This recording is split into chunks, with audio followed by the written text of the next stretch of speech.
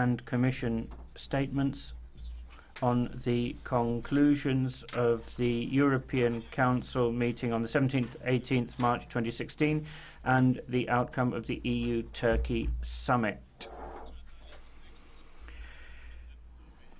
I'd like to give the floor first to the President of the European Council, Donald Tusk. You have the floor, sir. Thank you, Herr President. President, members of the European Parliament, on the 19th of January, I said here in the European Parliament that the EU had no more than 2 months to save the Schengen zone, and that the March European Council would be the last moment to see if our strategy worked. If it didn't, we would face grave consequences, such as the collapse of Schengen. We have used these 2 months as best we could. In this time, I called 2 summits that are dedicated almost exclusively to this issue. On the 7th of March, the European Council took 3 important decisions. The first one concerned the ending of the way-through approach, which meant bringing the flow of irregular migrants along the Western Balkans route to a close. This decision was based on the assumption that a European solution without respect for European law and, above all, without respect for the Schengen Borders Code is not possible.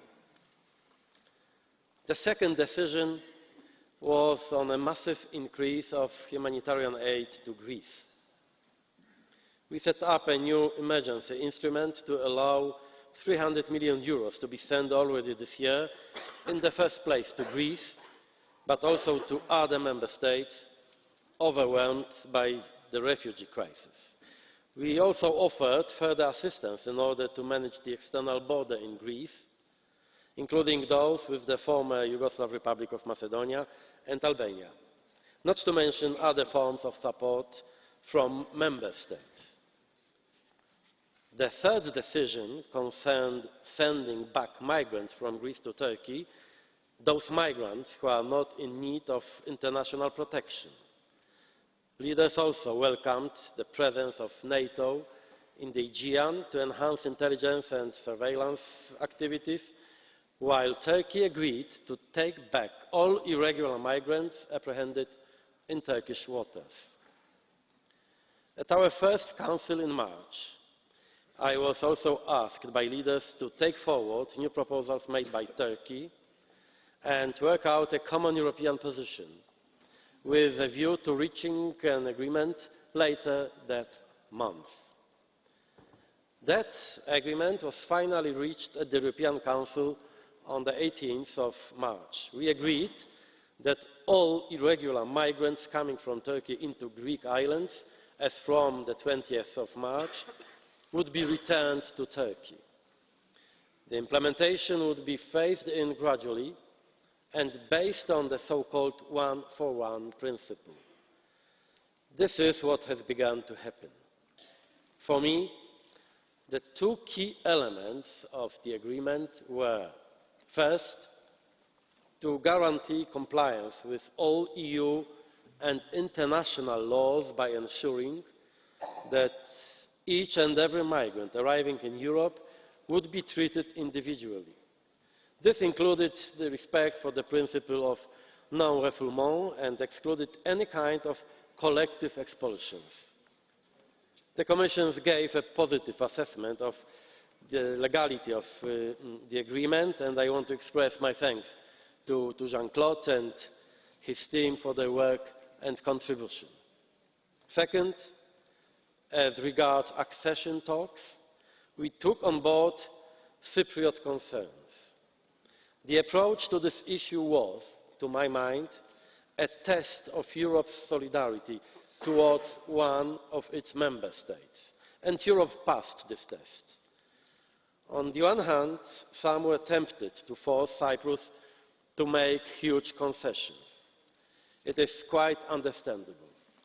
But I maintained from the start that we could not sacrifice the most fundamental interests of a member state, in this case Cyprus, on the altar of a migration deal with Turkey. Dear members, we are aware of all the tasks and difficulties in resolving this crisis. From the beginning, I have thought it is a dangerous illusion to believe that there exists an ideal and 100% effective solution. I want to say to all the seekers of the political Holy Grail, you will never find it. Convenient and easy solutions are hard to find in politics, and in this case, they are virtually impossible.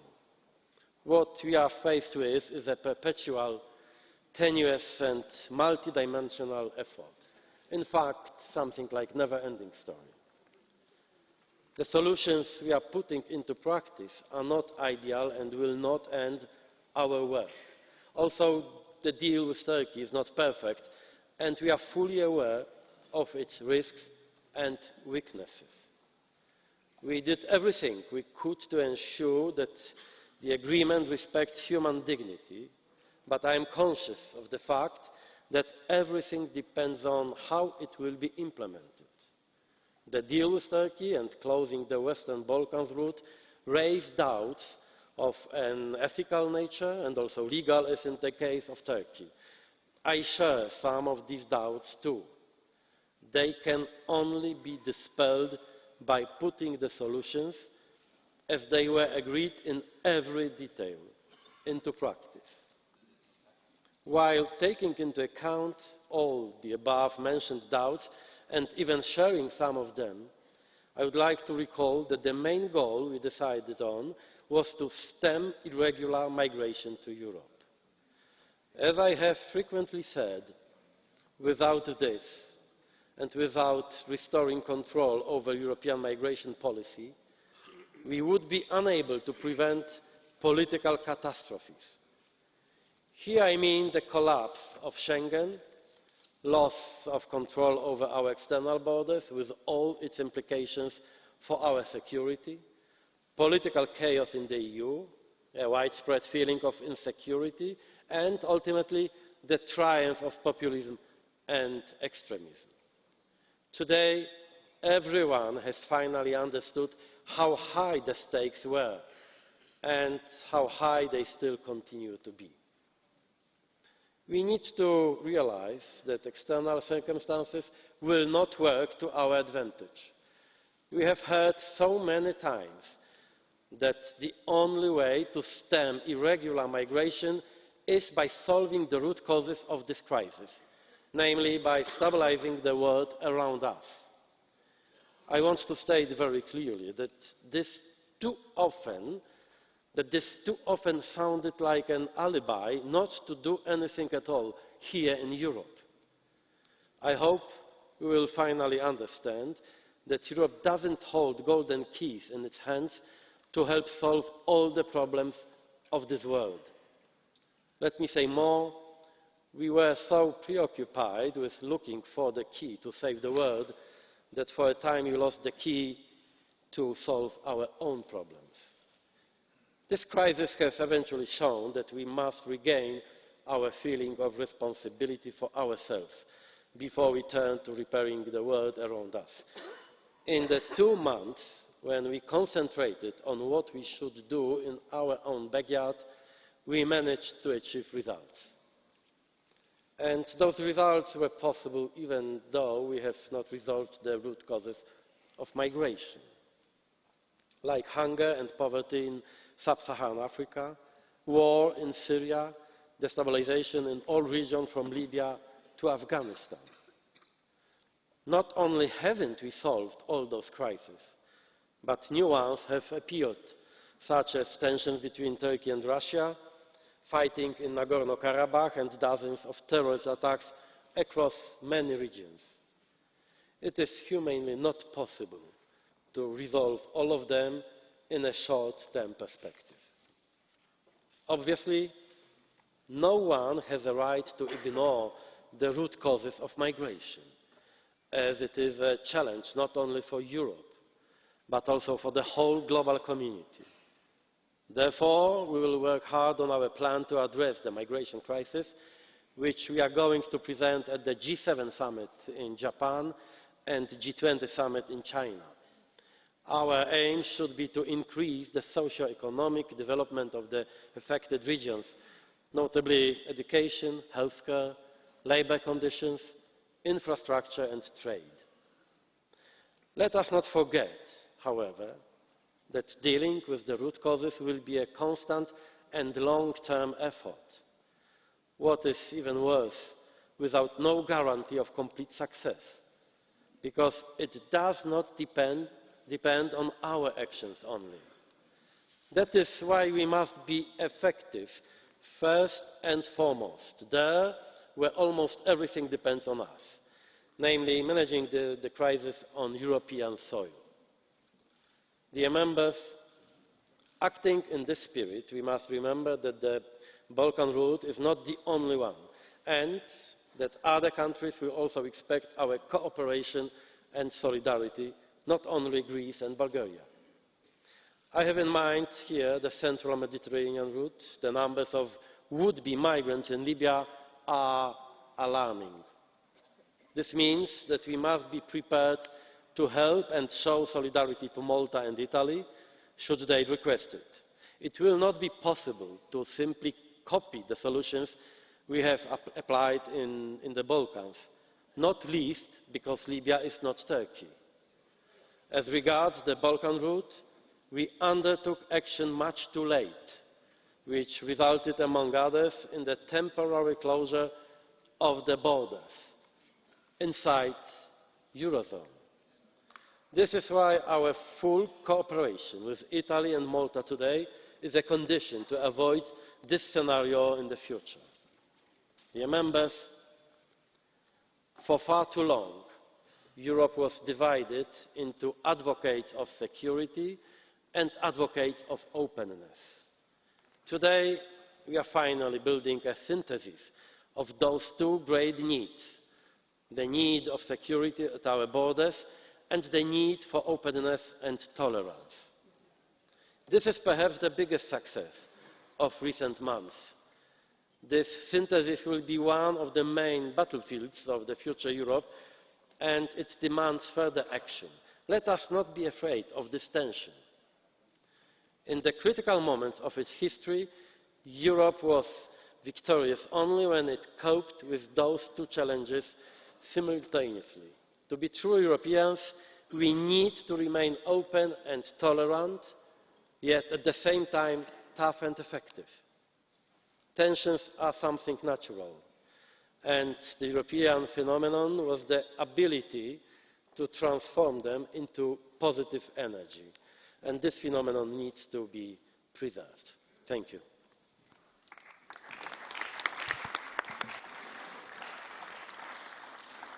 Vielen Dank, Herr Tusk.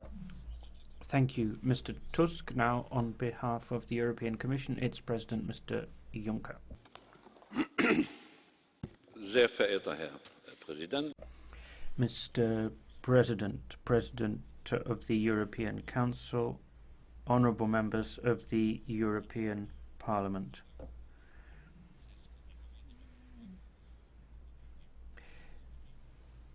Blind, fanatical violence is what thousands of refugees face on a daily basis in Syria and elsewhere. They try to reach Europe. They often fall into the hands of traffickers. They board rickety boats, and this allows the smugglers to make something like 3 to 6 billion euro as they did in 2015. We want to replace that with a legal form of migration. That is the purpose of the 18th of March agreement between the European Union and Turkey, which we have begun implementing.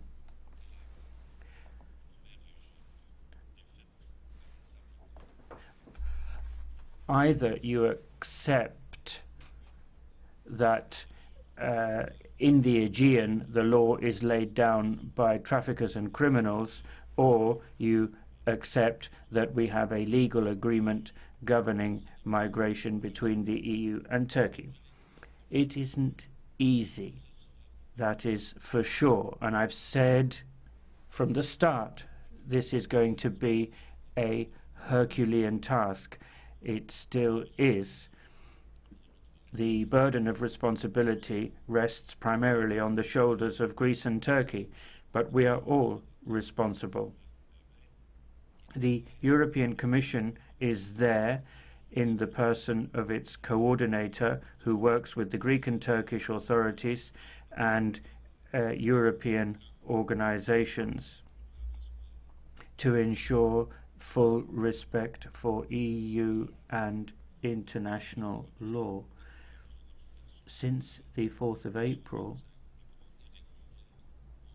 325 irregular migrants have been sent back to Turkey, and 79 Syrian refugees have been accepted into Europe. Turkey and the member states need to step up to the plate to ensure that this whole process of resettlement and relocation can properly take place.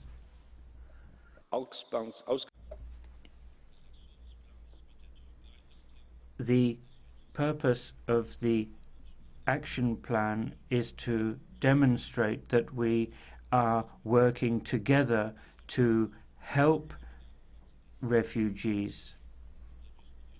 That is why the 3 billion is so important, and that is why we need a further 3 billion by the end of 2018. This is not money that's flowing into Turkey. This is money to help the refugees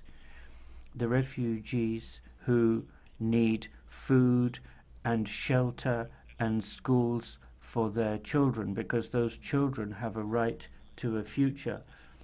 That is why we are currently embarking on the first projects funded through the 3 billion euro allocation.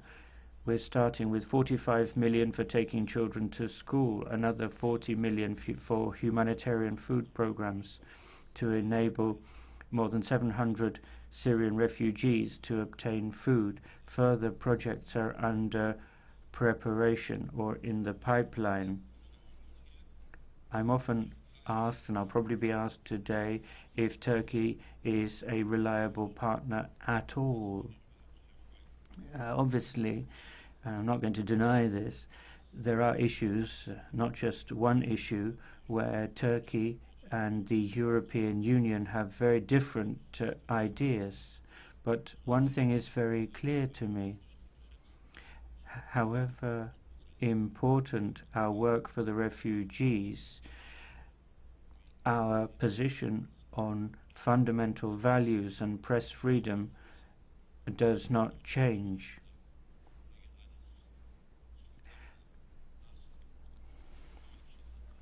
I cannot understand what has happened over the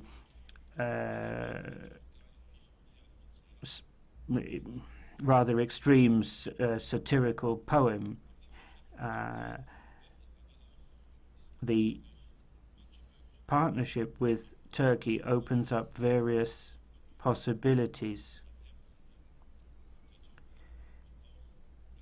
These issues are important to us, and I think that dialogue will help us tackle these issues with Turkey.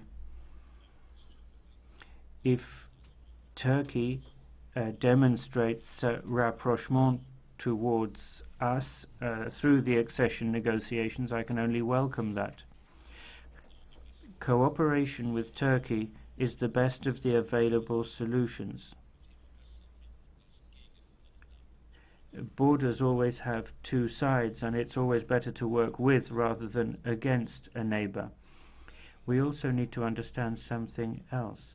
Turkey is currently hosting something like 3 million refugees, more than all European countries put together, more than any other country in the world, and we should not leave Turkey in the lurch. That's a question of solidarity.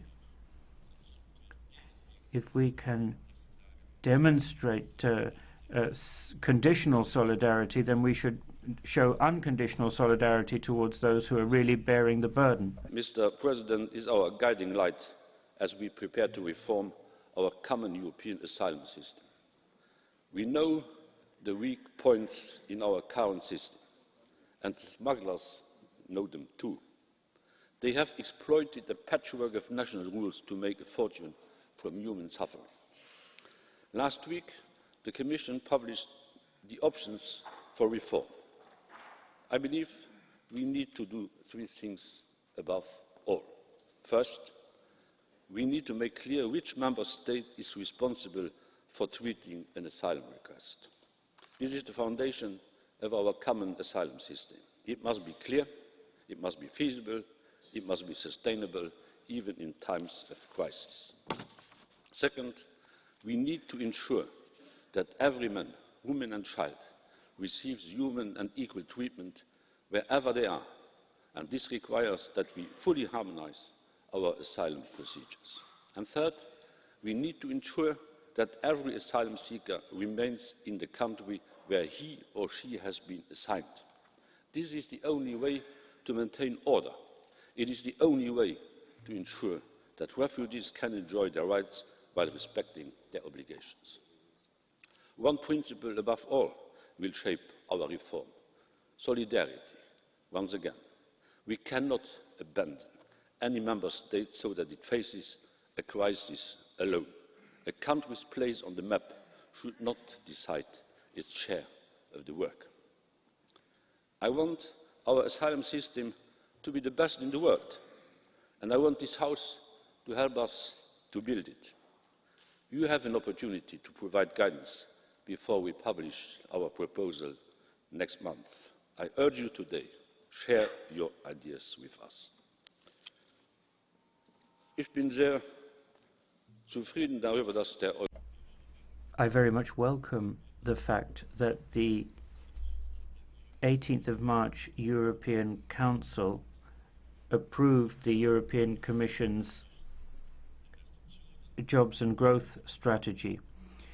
Investment, structural reforms and sound public finances form a triangle that is already working for the European Union.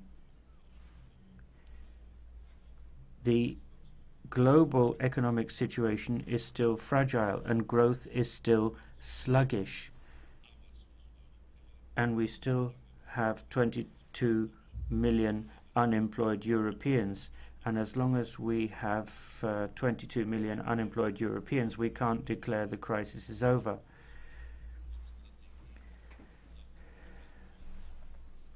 The Commission has adopted a strategy on the steel industry.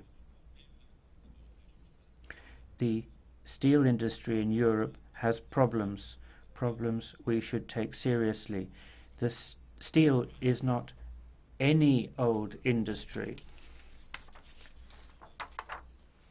The steel industry is no longer just heavy industry. It's now high-tech industry, future-oriented, and steel workers are highly skilled specialists, and they deserve our unconditional support.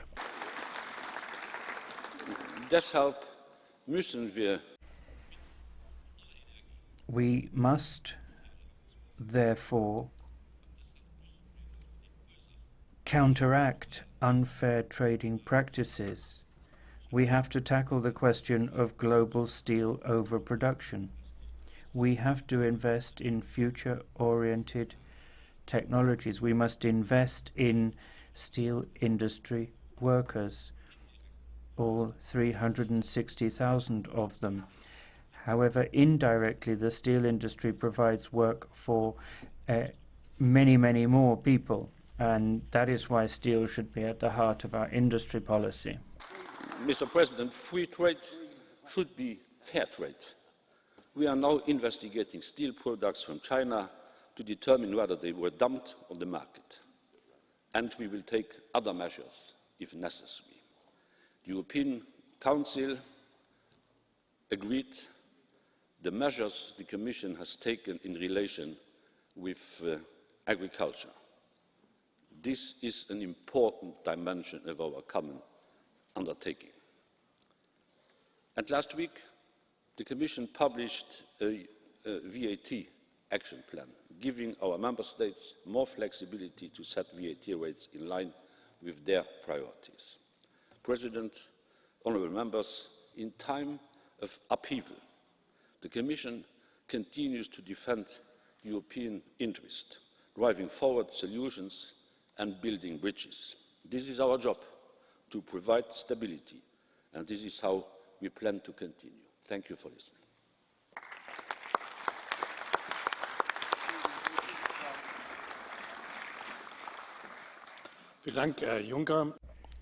Thank you very much, Mr. Juncker. Now, the President of the EPP Group, Mr. Weber. President, colleagues, here we met for months in the Parliament and criticised the Council for a lack of unity and disagreement within the Council. And so I would like to thank the Council for finding a common approach with Turkey prior to Easter in order to deal with the Balkan route. It was possible for them to come up with a common answer, and I would like to expressly thank Donald Tusk for this.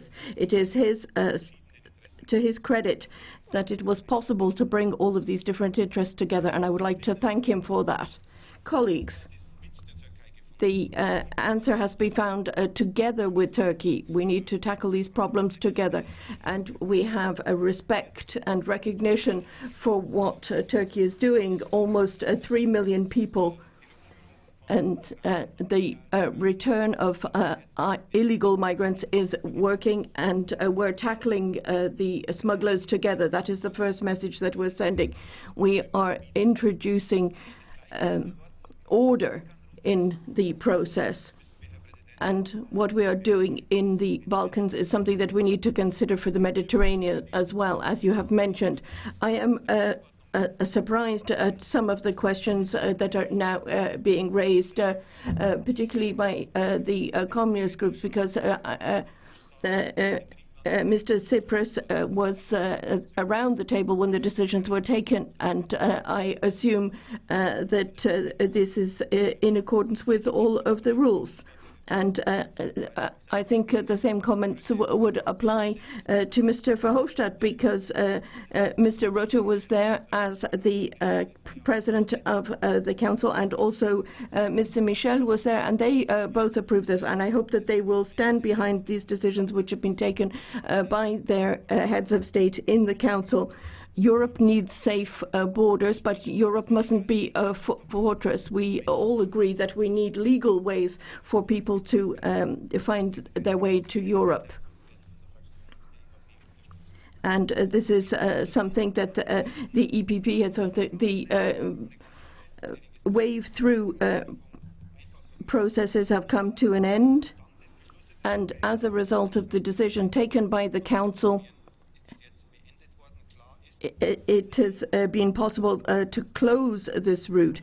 What is important is that people have access to assistance. And the last comment that I would like to make is to reinforce something that Jean-Claude Juncker has just said. We now have an opportunity to give new impotence to the relationship between the EU and Turkey, and show that we can work together in a climate of confidence. And so for that reason we would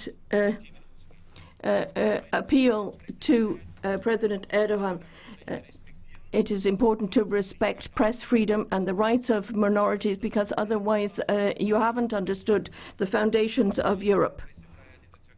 and this is something which applies not only to press freedom in Turkey, but also to press freedom and artistic freedom in Europe as well. And we expect President Erdogan to respect these rights. The second issue that was addressed during the Council was the growth issues, and I would like to comment on that as well, because it's positive when we're talking about growth. Yesterday, the representative of Cyprus has told us that Cyprus has now moved out of the rescue package. It is now a model of success, and shows that it is possible to stand on your own 2 feet and ensure that you have growth. And this is possible because budgets have been stabilized and reforms have been introduced. But we also see countries where this approach is being questioned. People are saying that we shouldn't have reforms, and saying we're spending money that we don't have. And particularly when we're talking about Spain, where we'll have elections in coming months. I think Tsipras is a good example of this. I mean, he made all sorts of promises, but people have seen that he also had to introduce pension reforms. And so the appeal to citizens is that we need reforms, we need stable budgets. This is the only way that we can continue to move forward and achieve growth. Mr. Weber, will you accept a question from Mr. Lambert? Dank u zeer, collega. I'm going to ask my question in English, Manfred. I heard you speaking about the fact that Mr. Erdogan must respect human rights and all the rest of it. But I really wonder, what kind of leverage do you and your Chancellor have on this guy, when you are forced to accept anything from him just for him to keep the refugees, to the point that when a humorist in Germany is mocking Erdogan, even the Chancellor is not at ease and wants to please Erdogan and doesn't know exactly how to handle it. I mean, this is not a sign of strength. Would I be Erdogan, I would be just laughing at what you say. Yes, let him speak, let Manfred Weber speak. Anyway, I can get from the Chancellor whatever I like.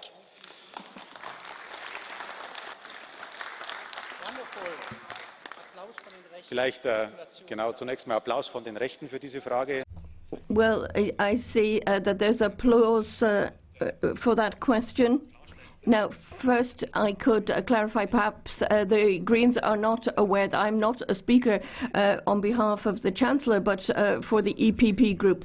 I think the Greens should also be aware of that fact as well. I can say that for my group, there's not a trade-off between refugees and a visa. I mean, either they meet all of the requirements for the visas or not. And it is equally clear.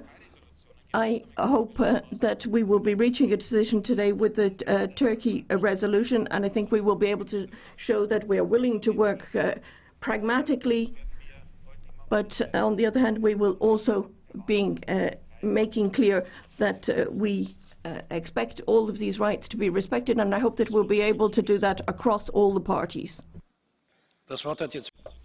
For the Socialists and Democrats group now, Mr. Pittella. Thank you, President. I greatly appreciate the words of President Tusk there. This is not a perfect agreement by any means. I have a sympathy for the positive efforts made by President Juncker. We need to sweep the carpet out from under the feet of the traffickers of death. That said, we continue to have misgivings in my political group. We concluded this agreement at the very time when Turkey shrank back on itself. Press freedom was stamped down on, the rights of minorities were trampled on.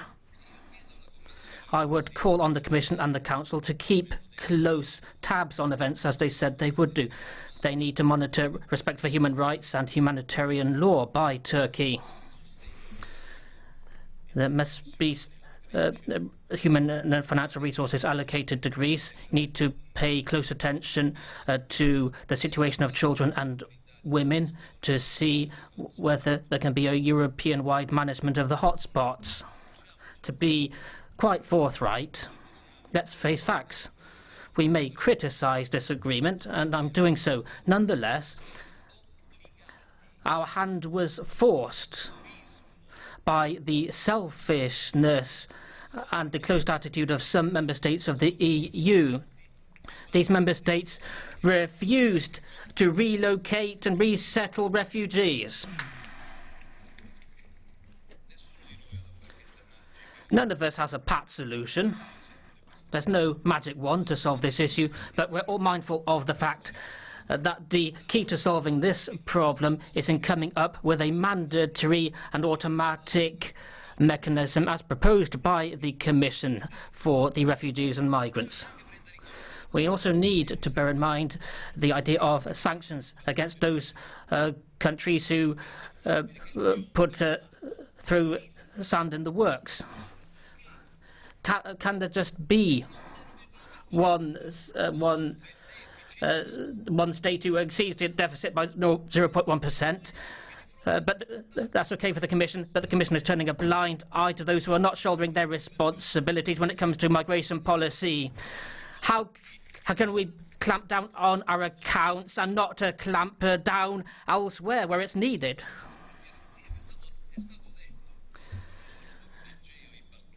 We're not talking just about the Aegean and the Balkans.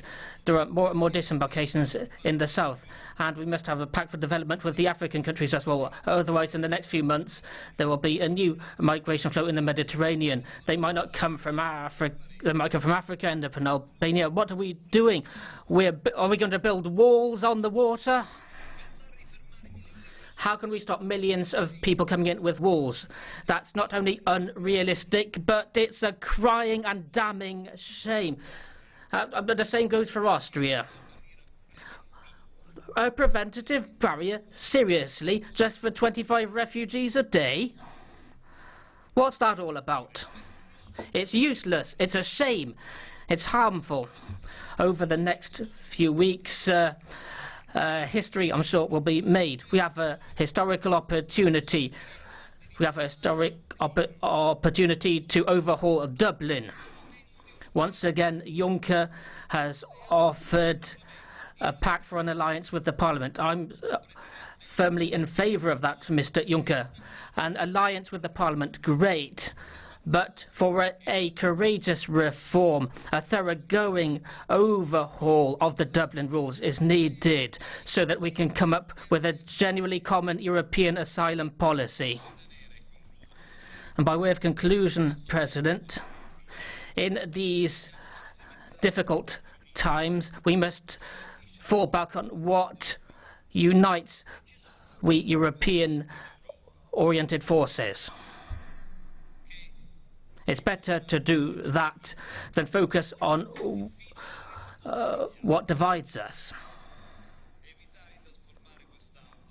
We would not want the Parliament and the Chamber just to be used for electioneering, for campaigns in Spain, Greece and other countries. This is not the right forum. So let's stand shoulder to shoulder to change Europe and save Europe.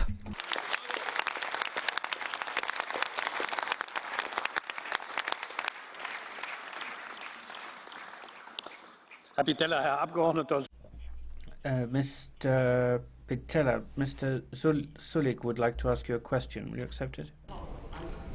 Go ahead, Mr. Sulík. Mr. Pittella, you want to punish countries that won't take in migrants. My question is this.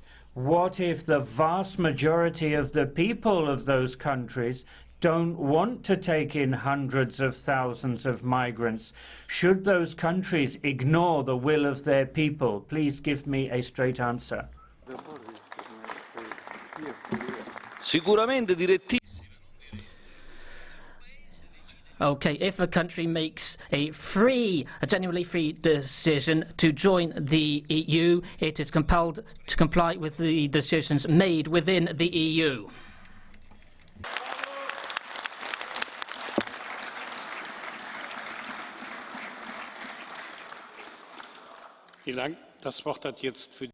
Thank you. Now on behalf of the ECR group, Mr. Kamall.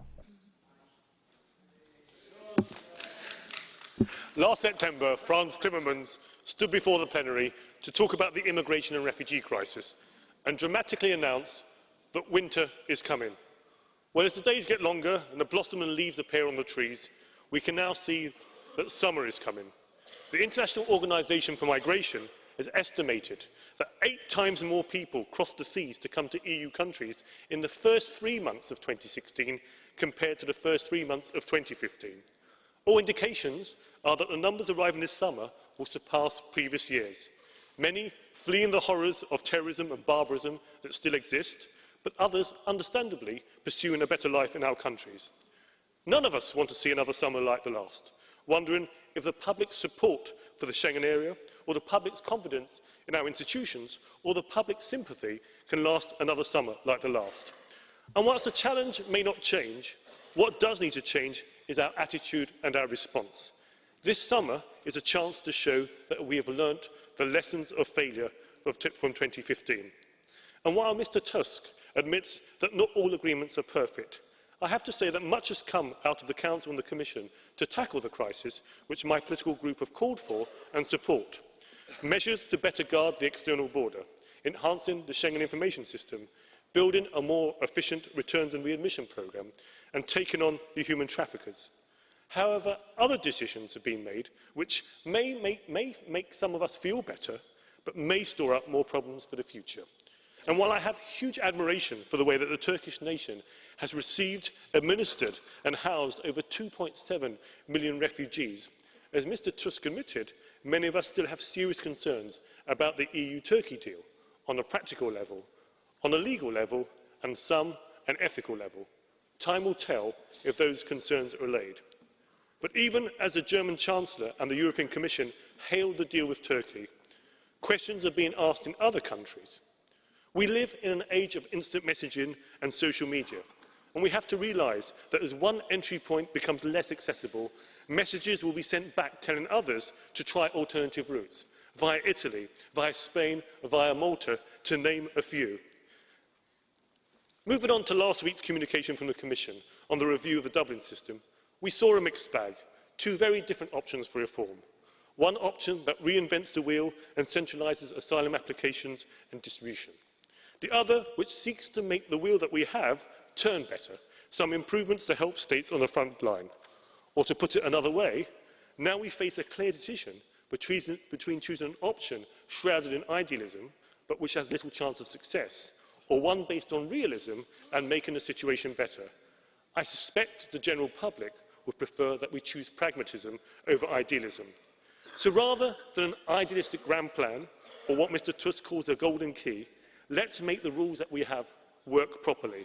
Let's enhance and improve the laws and agencies already in place, not scrap and replace them through desperation.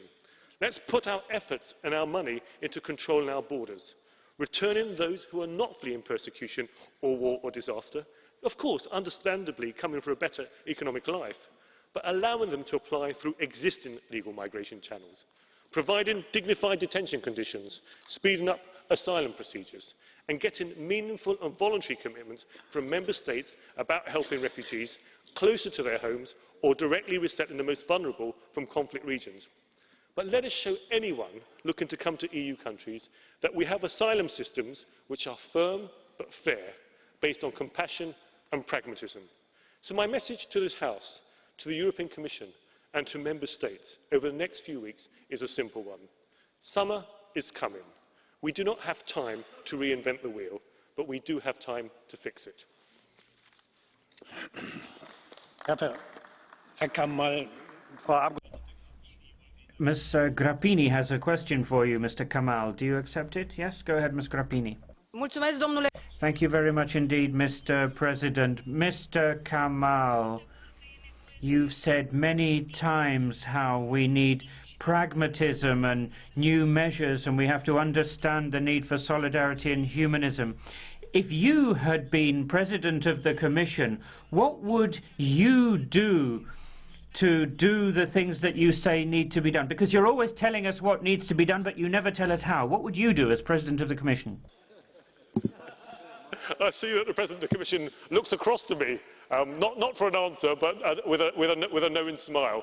Look, we can all try and be the President of the Commission, but actually the issue here is pragmatism. It's all very well you coming up and saying to me that we need some grand plan and we must impose solutions on Member States. But you have seen the reactions in Member States. Mr. Sulík from my group asked a very pertinent question when he asked, what do politicians do when the vast majority of the voters in their Member States do not want a solution imposed by the EU? And what did Mr. Pittella say? Mr. Pittella said they have to accept the decisions of the EU. I'm afraid that is not the way forward. The way forward is to sit down with all the Member States and ask what they can all meaningfully do. They all want to offer solutions instead of being a solution imposed by them. I now give the floor to Mr. Verhofstadt for the Liberal Group. There is a saying, and the saying is that when you play with fire, then you have to expect to get burned. And I have to tell you, my impression is that is what is exactly happening now with the Turkey deal. With the Turkey deal, why? Because we try to outsource our problems to an autocratic leader, Mr. Erdogan. And what he is doing? Well, 2 days ago, Mr. Erdogan instructed the German government to prosecute a TV presenter, Jan Böhmermann, for a satiric poem. And I can tell you, I'm not a lawyer of Mr. Böhmermann. And what he produced is also not my taste of humor. But in a free society, dear colleagues, in a free society, such satiric poems must be possible. That's the price we are paying for our freedom, and we are happily paying for our freedom. And so to come back to Erdogan, we have already given him the keys to the gates of Europe, and now we risk handing him the keys over to our newsrooms, that he is deciding and controlling our media. And I have to tell you, I'm not surprised that this is happening. I'm not surprised that this is happening. If you put yourself at the mercy of somebody as Mr. Erdogan, and if you outsource your responsibilities to a third country as Turkey, and in my opinion, I can tell you, I think it's only the beginning of what I call a Turkish bazaar politics. And why I'm saying that? Well, Mr. Erdogan already declared in the Turkish parliament that he will call off the agreement that he has made with you if he has not, within 2 months, the visa liberalisation he requested. And then, regardless whether he will keep his part of the agreement and will comply with all conditions of visa liberalisation. So it's clear that we have put ourselves in the hands of Erdogan and, in fact, of his government. So I have more and more the impression and the feeling, Mr. Tusk, that you know, Putin, he used energy as a weapon. Erdogan used poor refugees as a political weapon. That is what is happening. And I don't say that in a light way, I have to tell you. First proof of that, Turkey, that was part of the deal, Mr. Juncker, and it is not complied by the Turks. In Turkey, they need to change their legislation to lift all the territorial restrictions on the Geneva Convention and to make it possible that a Syrian refugee can have asylum in Turkey. They don't do it and they refuse to do it. But moreover, and more important, is the fact that there are reports, and nobody is talking about this. We have a debate here and we have reports of Amnesty International stating that Turkey is sending Syrian refugees back to Syria against international law. And yesterday it was confirmed by the Dutch state television in a program when they inquired in it and proved that the Turkish authorities are doing that. My question to you, Mr. Tusk, is why are you not examining this? Is this true? And if this is true, can we continue with a deal that is against international law and against our obligations? What are you doing? What is your answer to that? Are you inquiring in this? And is it true what Amnesty International and the Dutch state television yesterday have said? And 3, let's not fool ourselves. It's true. You say the deal is working on the Greek-Turkish border. Yes. It are not 1,700 anymore a day. It are 50 now a day. But yesterday, the Italian Coast Guard have rescued not 50 people like normal, but 2,154 people they have rescued. So what is the result of yesterday? If we take only the figures of yesterday. And people like to talk about figures here, about the deal. Well, they are the figures. From 1,700 to 50, and from 50 to 2,154. Is that the deal was working? And in the meanwhile, we have given, in fact, our position, our freedom, our values in the hands of whom? Of Erdogan. Well, I'm saying, instead of having here a debate about a deal that, in my opinion, is not working, we have to put our act together ourselves in Europe. That is the priority now.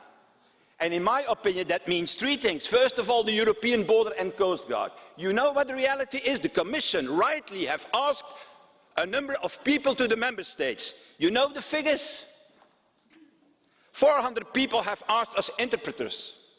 37 were sent to Greece. The Commission has asked 472 migration officers. 31, Mr. Tusk, have been sent to Turkey and to Greece. The Commission has asked 1,500 security officers. How many have been sent? 339. So in total, more than 2,300 people as the start of this European Border and Coast Guard have been requested by the Commission, and in reality, more or less 400 of these people have been put at the disposal of the European Commission. Is that the deal was working? I have another idea. I think we need desperately this European Border and Coast Guard and make an agreement so that it can be rolled out. I think secondly, we need desperately a European asylum system, and as Mr. Pittella, I give the support of my group to go forward with the proposal of the Commission the fastest as possible.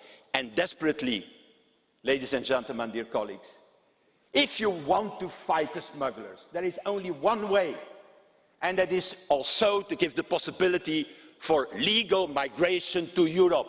That's the only way to stop the smugglers. Smugglers in Turkey or smugglers in North Africa. Thank you.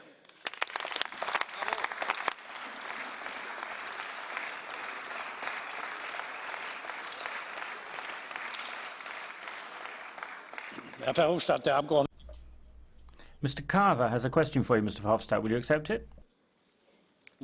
Thank you, Mr. Verhofstadt. You and I will always disagree politically, but I have to agree with your honesty here. You are saying what former President of the Commission, Roy Jenkins, a British politician, was saying, is that there is now only 2 clear and consistent positions with regards to Britain's membership of the European Union, all in or all out. And I admire your honesty for standing up and saying as such.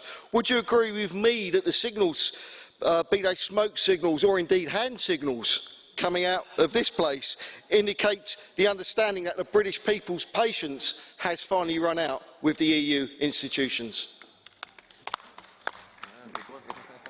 I like your sense of British humour, but I see it more as a question for Mr. Kamal, who is a specialist in this. Thank you. Now, for the United Left, Ms. Zimmer. Meine Ladies and gentlemen, presidents, I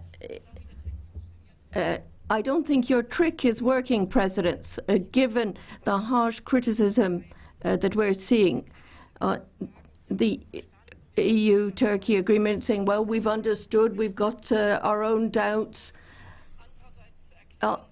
You're saying that on the one hand, but then on the other hand, you're saying, well, this is what we were able to achieve, and that there's no key to the Holy Grail. That's not enough. You need to do more than that. You can't just say, well, there is no key to the Holy Grail, and, well, we know it's not perfect, but then not say what led to this situation. And then all people's worst fears are being mentioned. People are saying, oh, it's a problem with the communists. We in the EU need to support Greece. If there is a decision to send someone from Greece to Turkey, we need to ensure that it is a safe country. That for months, we criticized Greece and said it wasn't doing enough to protect the external borders. Questioned whether or not they should be in the Schengen area, saying, oh, they hadn't really understood everything. But this is completely removed from reality. Mr. Verhofstadt has just given us some numbers about the assistance which is being provided, what was promised and what is actually happening. We are forcing Greece to carry out an asylum check, which is at a very, very low level. Basically, we're reducing all of the standards for this asylum check, and this is something that we need to recognize. And if this is going to be the standard, which in future is going to be the basis for further negotiations, then I have to say that then we're moving away from our standards, from our principles, from our demands for humanity, and I think we need to be clear about that. It's one thing to say there are difficulties and we weren't able to move forward, but it's another thing to say, well, that's good enough and people shouldn't criticize. It simply can't work that way.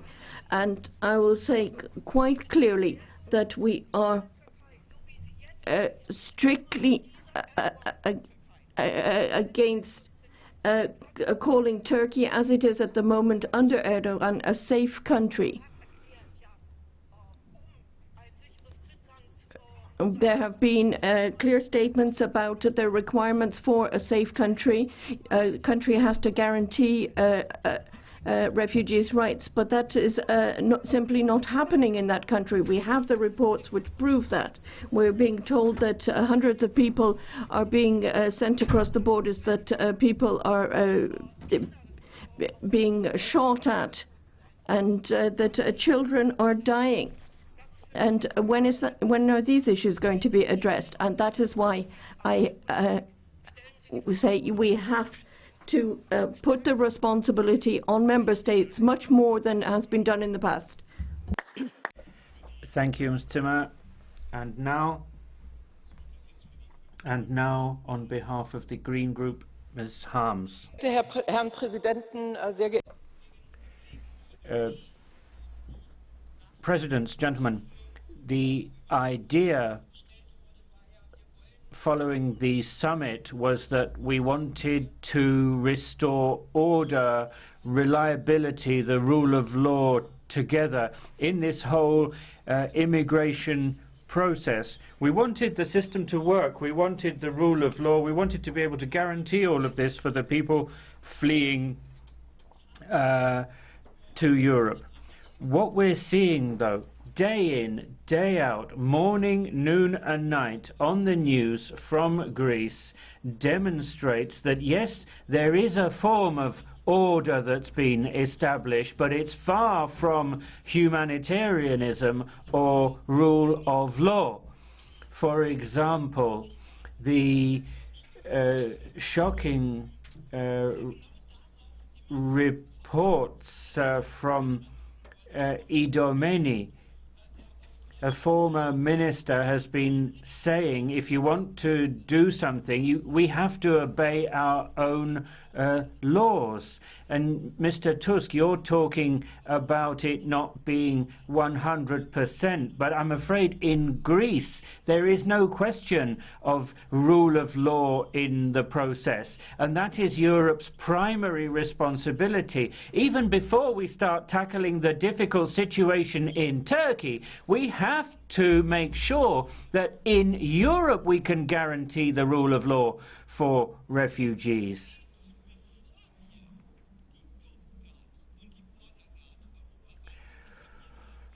I don't know if we'll manage that before we get the Coast Guard and the Border Guard, because that's I don't know if we're going to get 100%, but to let the situation persist that we have now is not acceptable.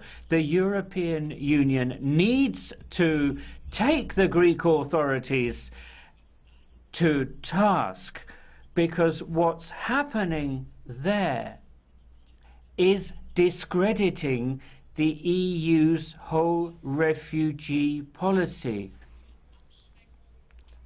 This emergency, this disaster, seems to be being used as a deterrent to discourage people from coming to Europe. We also need to ensure there is rule of law in Turkey, because there is this agreement. Just because we have an agreement, it doesn't mean anything goes. The European Union weeks ago should have acted when we knew that Syrian refugees were being sent back to Syria. The European authorities should have investigated this. And now I address Mr. Verhofstadt on asylum and border and Coast Guard. I agree with him. I don't think, and many people are telling me this in Kurdistan, in Ankara and Istanbul, I believe that Turkey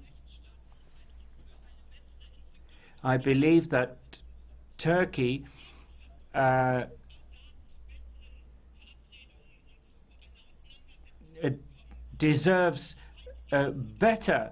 We should not be discrediting the situation. Given the overall situation in the Middle East, given where Turkey is geographically, and given our history, I think that is not possible. And finally, on Germany, the freedom of art and the freedom of the press is not going to be decided by Erdogan. I think my country is strong enough to deal with this and stand up to Mr. Erdogan. Thank you.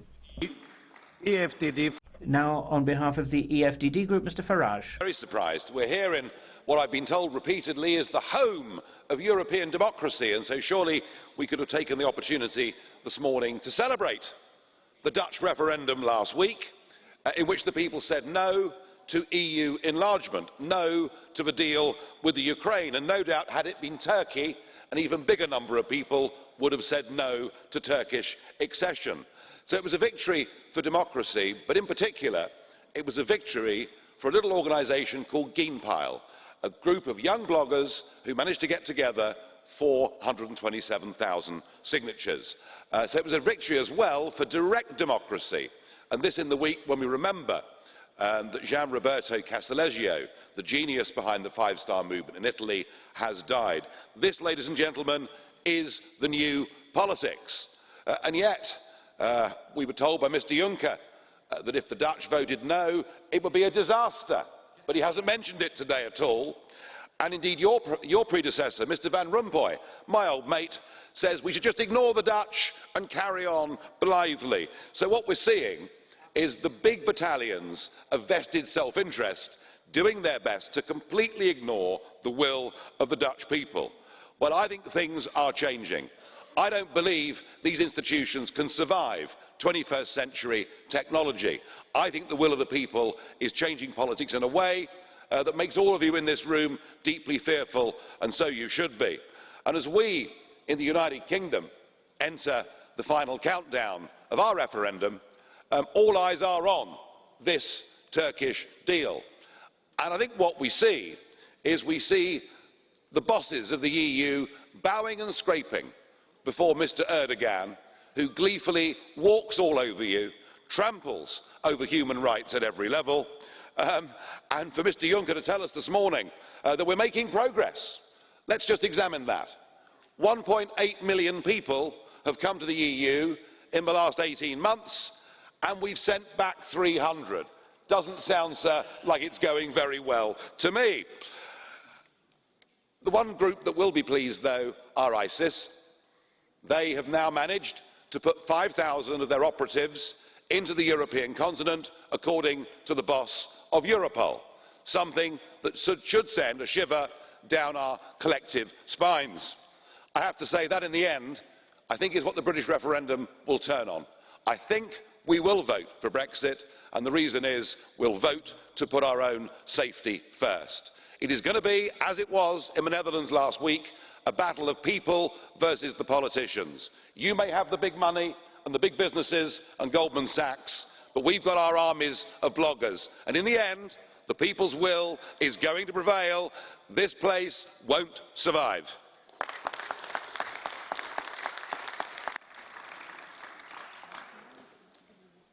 Herr Eriksson möchte Ihnen.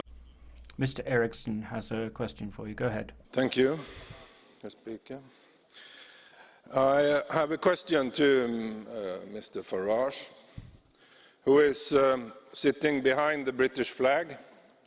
Now, don't you think that quite embarrassing for many Brits that a speaker who's speaking behind the British flag is celebrating a referendum which the only winner is Mr. Putin, who now is celebrating that Europe is not united behind the cooperation with Ukraine? Bitte sehr, Herr Farage. Well, Go ahead, Mr. Farage. But I'm equally not very keen on going to war with Mr Putin. Strikes me as being a very silly idea. What did we do? We encouraged the overthrow of a corrupt but democratically elected leader in the Ukraine, and we, in effect, have poked the Russian bear with a stick, and we're surprised when he reacts. We shouldn't be. I think we should all have our own individual nation-state democracies, and I want a Europe, Mr Eriksson, where we trade together, cooperate together, work together, are friends and good neighbours with each other. What I don't want is that flag, an anthem, and all these presidents. I don't want political union. I want genuine European friendship.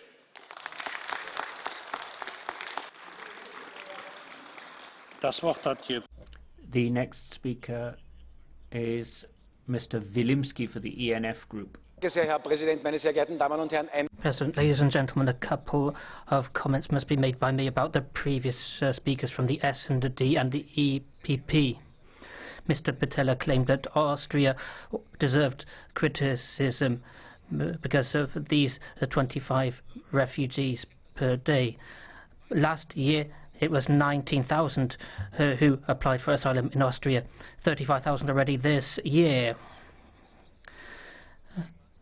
Chancellor Faymann played the role of a trafficker pushing these refugees towards Germany, and due to the pressure of my party, at last border protection measures have been rolled out. So don't criticise that. As to the head of the EPP, what can I say? Mr. Weber, what are you? You're on the right wing. Having heard what the Bavarian president said, he's pursuing conservative policies. What you are between the red and the green, but it's great that the EFD is present in Germany and is a part of the German political landscape. Ms. Harms from the Greens. She recently claimed that democratic referenda were needed for European matters. What's happened in your party? You come from a movement, a grassroots movement, but now you've completely changed. Do you want to deny the people the right to decide on their own future? As to Turkey, we're pushing in the wrong direction. We're turning a blind eye to what's happening in the Turkey. The human rights, women, the Turkish problem. We are wearing clappers. I'm coming to an end. Are you listening to what the people are saying? In the Netherlands, the right decision was taken.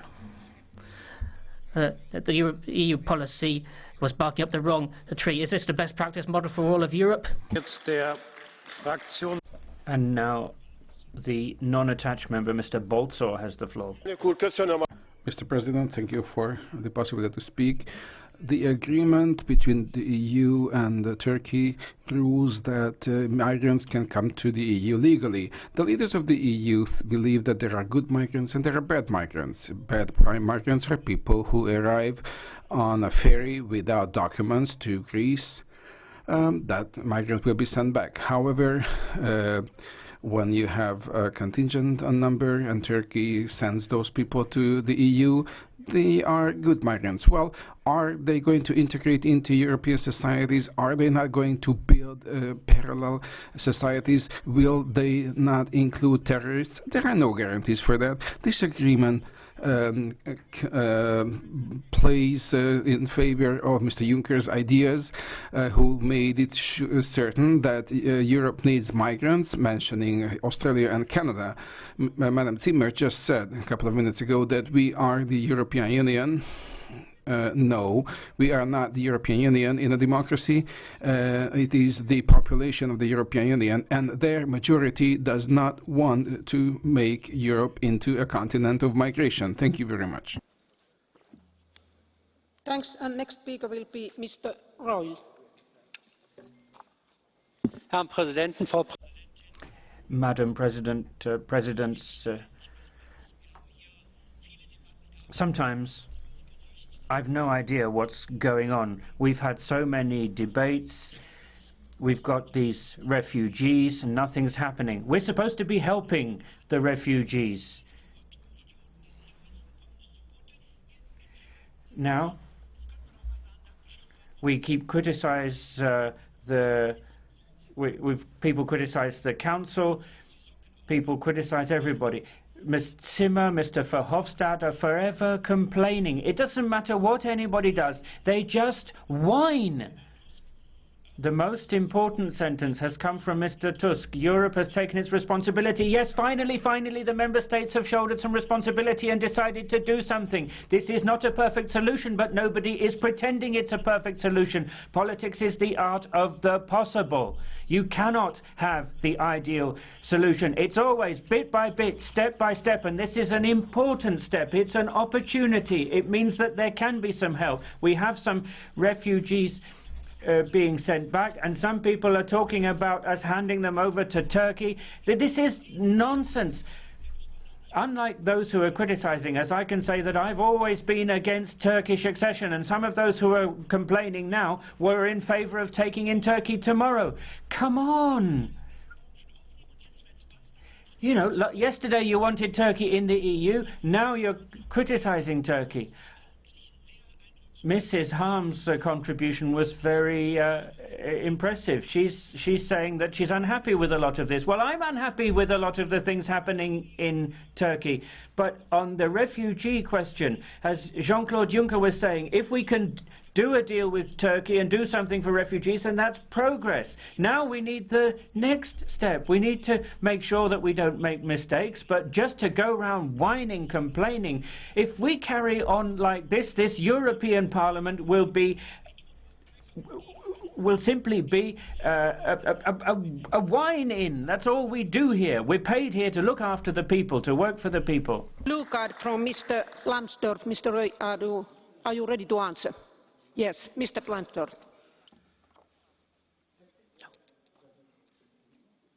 Lieber Herbert. Herbert.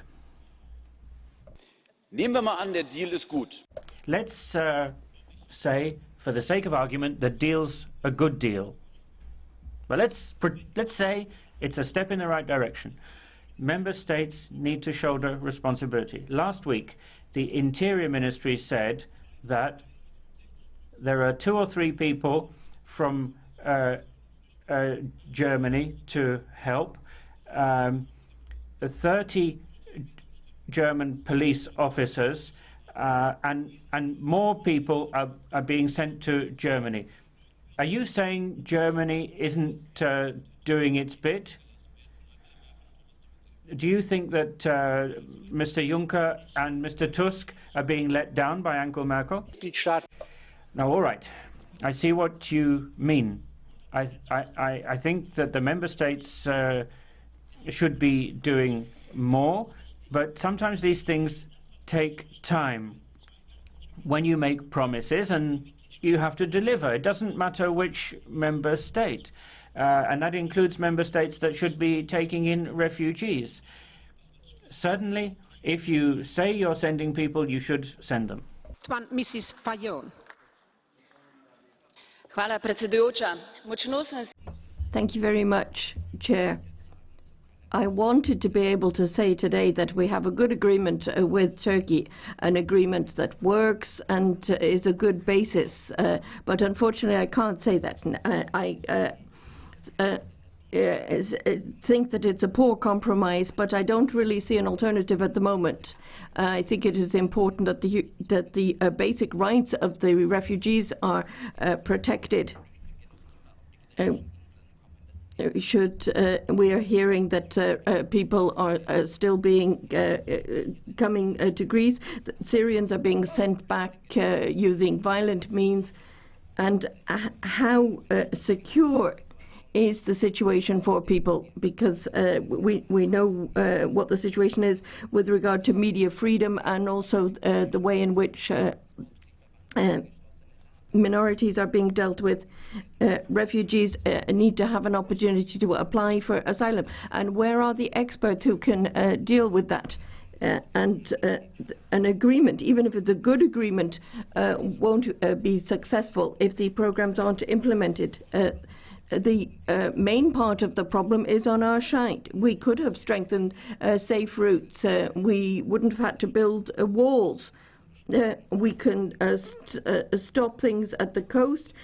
We can prevent the smuggling of people and children. But we haven't done that. We need an ambitious reform of the Dublin provisions. And perhaps this really is the last chance to convince people that European policies can be successful. Etheridge.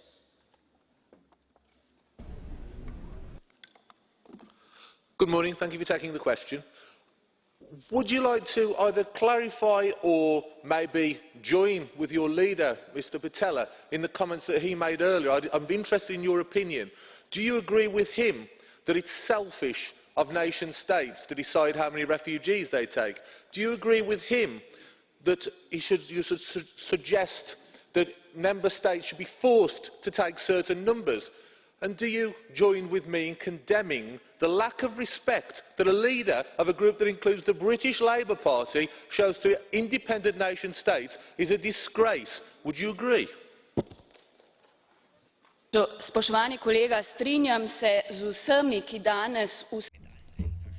Dear colleague, I agree with everyone who says that we need European solidarity, and I agree with everyone who says that member states have to assume their responsibilities with regard to the relocation and resettlement program is not working at the moment.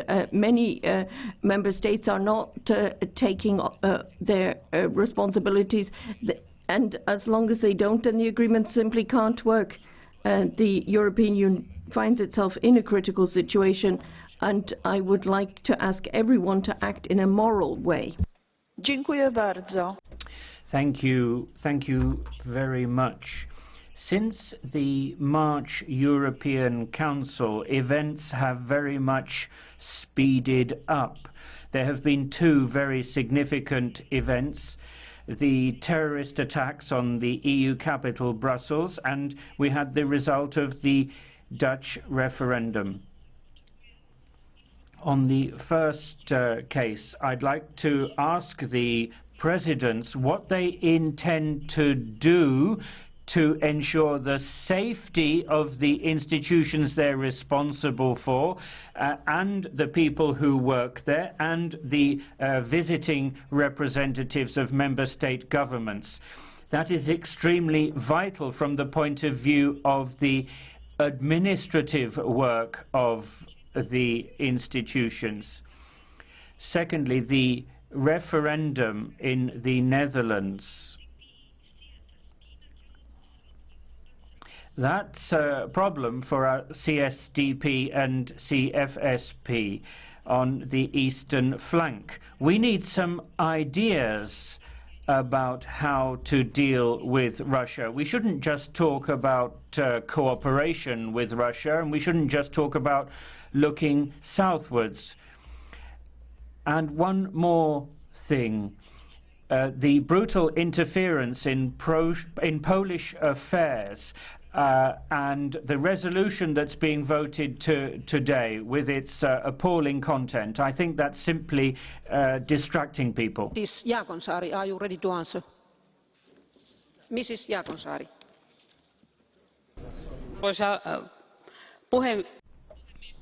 Madam President, I really don't understand the link between the Dutch referendum, Russia, and Poland when we're talking about a very serious issue, namely how to deal with the flow of migrants and asylum seekers and how to guarantee people fair treatment. Can't you concentrate on the issue at hand? Because I think that is something that is bothering an awful lot of people in Europe. Madam, I don't know how my intervention was given in interpretation to various languages, yet I think that future is to show there is a clear link between all these issues. And I was referring also to administrative ability to solve these problems after terrorist attacks. Okay, thanks. And the next one, Mr. Lambsdorff. Sorry. Thank you, Mr. Lambsdorff, indeed. Ja, meine Damen und Herren. Ladies and gentlemen, if you look at the map, it's only right and proper we talk about the situation with Turkey. We need to respect Turkey. It's taken on board 3 million refugees. We can't praise that highly enough. And that's what the map shows us. If you look at the map again, it shows that the Mediterranean route is still there. Mr. Verhofstadt mentioned certain figures. What about the implementation of this agreement? How can this be done efficiently and humanely? What do I mean by humanely? Well, we have to check on things on a case-to-case basis. We need to implement this efficiently. Member States need to follow through on their commitments. 70,000 German police officers were promised, only 300 were dispatched. And we need to promote legal migration into Europe, otherwise the tragedy in the Mediterranean and elsewhere will just continue.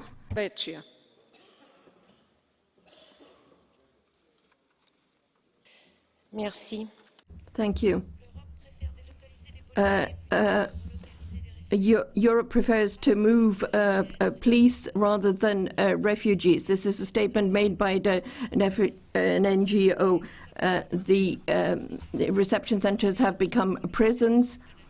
And what about human rights? Don't migrants need international protection? We're talking about men and increasing numbers of women and children.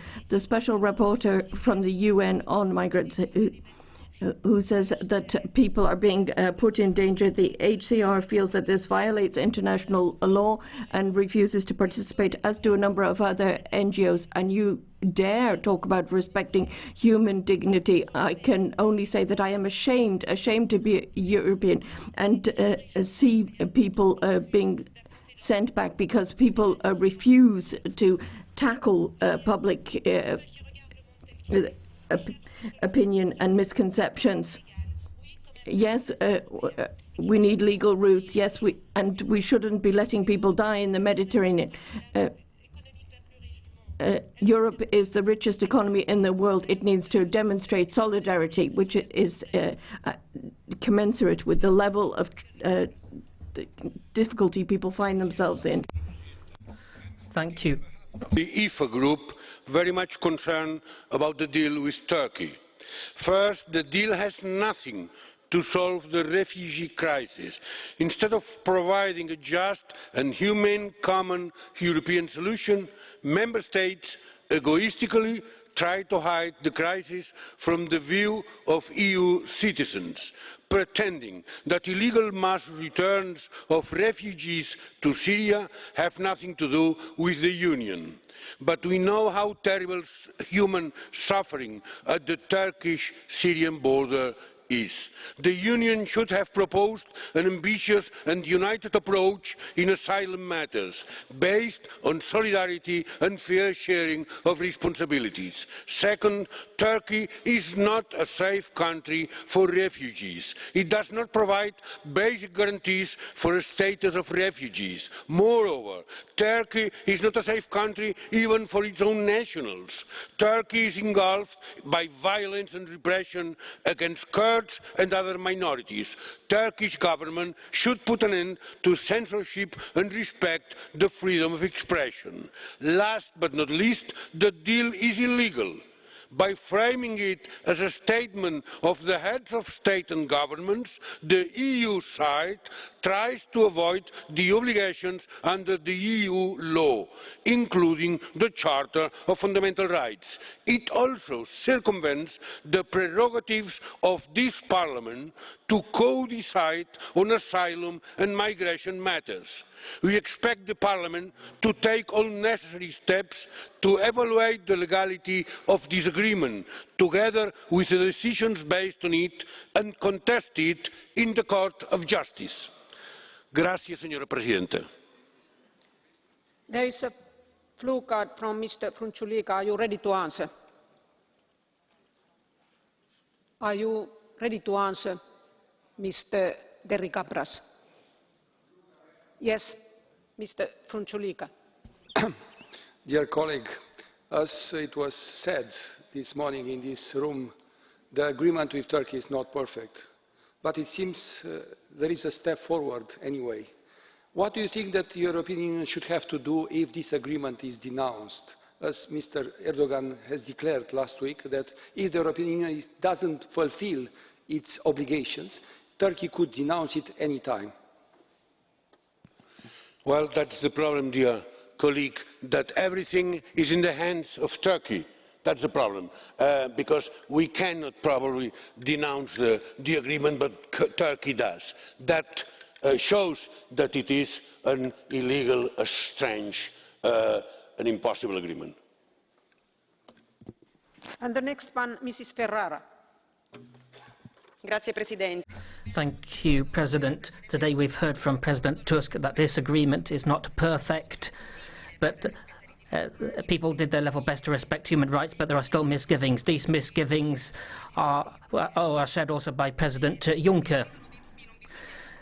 If there are misgivings, let's not go ahead. You should not have gone ahead, because these misgivings are about violations potentially of fundamental rights, and we know what's happened in recent history. We are mindful of the fact that we need to hit upon a solution. It won't be a perfect solution, as Mr. Tusk said. We need to hit upon a solution, however, and for us a solution really means amending the Dublin regulation. It needs to be a genuine overhaul. not what was put forward a few days back by the Commission. There's no mention of the humanitarian corridor in the Commission proposal, but you still want to fight against irregular immigration. So there needs to be a tangible legal alternative for people to reach Europe. You may amend the Dublin regulation, basing yourself on the principle that the first country of arrival is that which shoulders the greatest responsibility for the asylum application. And by changing this principle, you will stop a country becoming an enormous sweeping refugee camp. The Balkan route is closed. The Macedonian police used rubber bullets and tear gas, injuring people, including children. Mention was made of 22,000 minors, many unaccompanied. Amnesty International denounced Turkey as being an unsafe country for refugees. This is an awful situation. The Turkey agreement is no cop whatsoever, and it won't change the existing humanitarian situation. Clearly, if you throw up walls, the route will not be closed, it will just shift. 380,000 refugees arrived in Crotone, 400 in Reggio Calabria arrived, so we are seeing that Europe is very indecisive. It's dithering and it's not tackling the real causes of the problem, wars, sale of arms. So we need to tackle the root causes and protect everybody's fundamental rights. There is a blue card from Mr. VAJGL. Are you ready to answer? Yes, Mr. VAJGL. Spoštovana kolegica, ker zelo cenim nekatere vaše kolege iz vaše skupine, ki so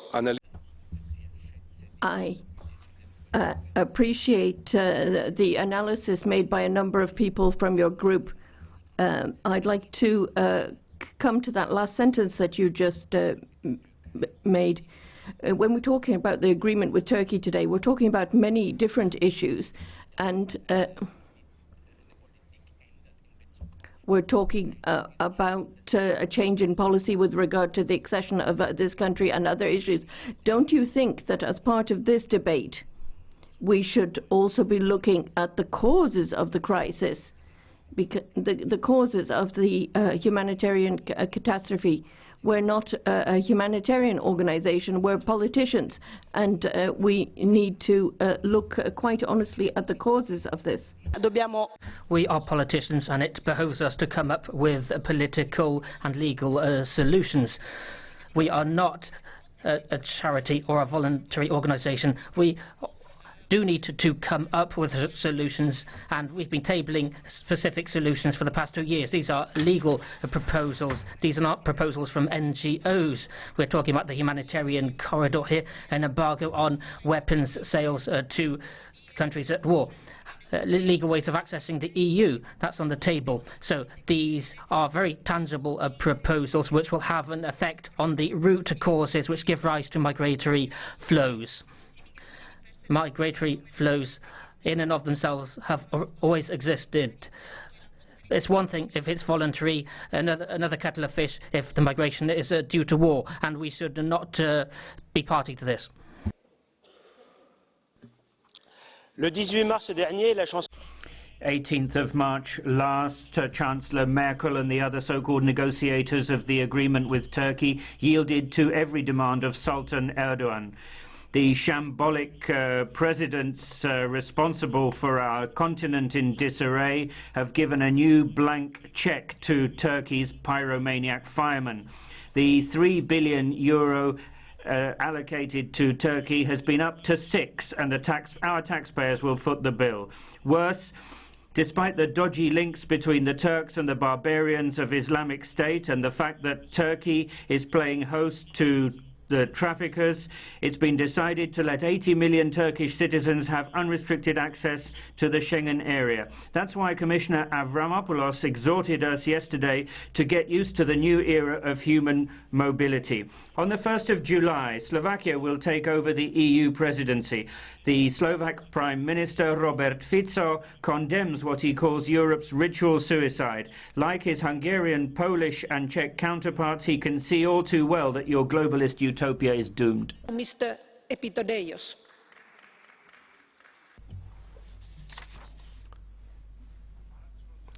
Despite the expectations by the EU-Turkey deal, it is clear that this agreement will fail.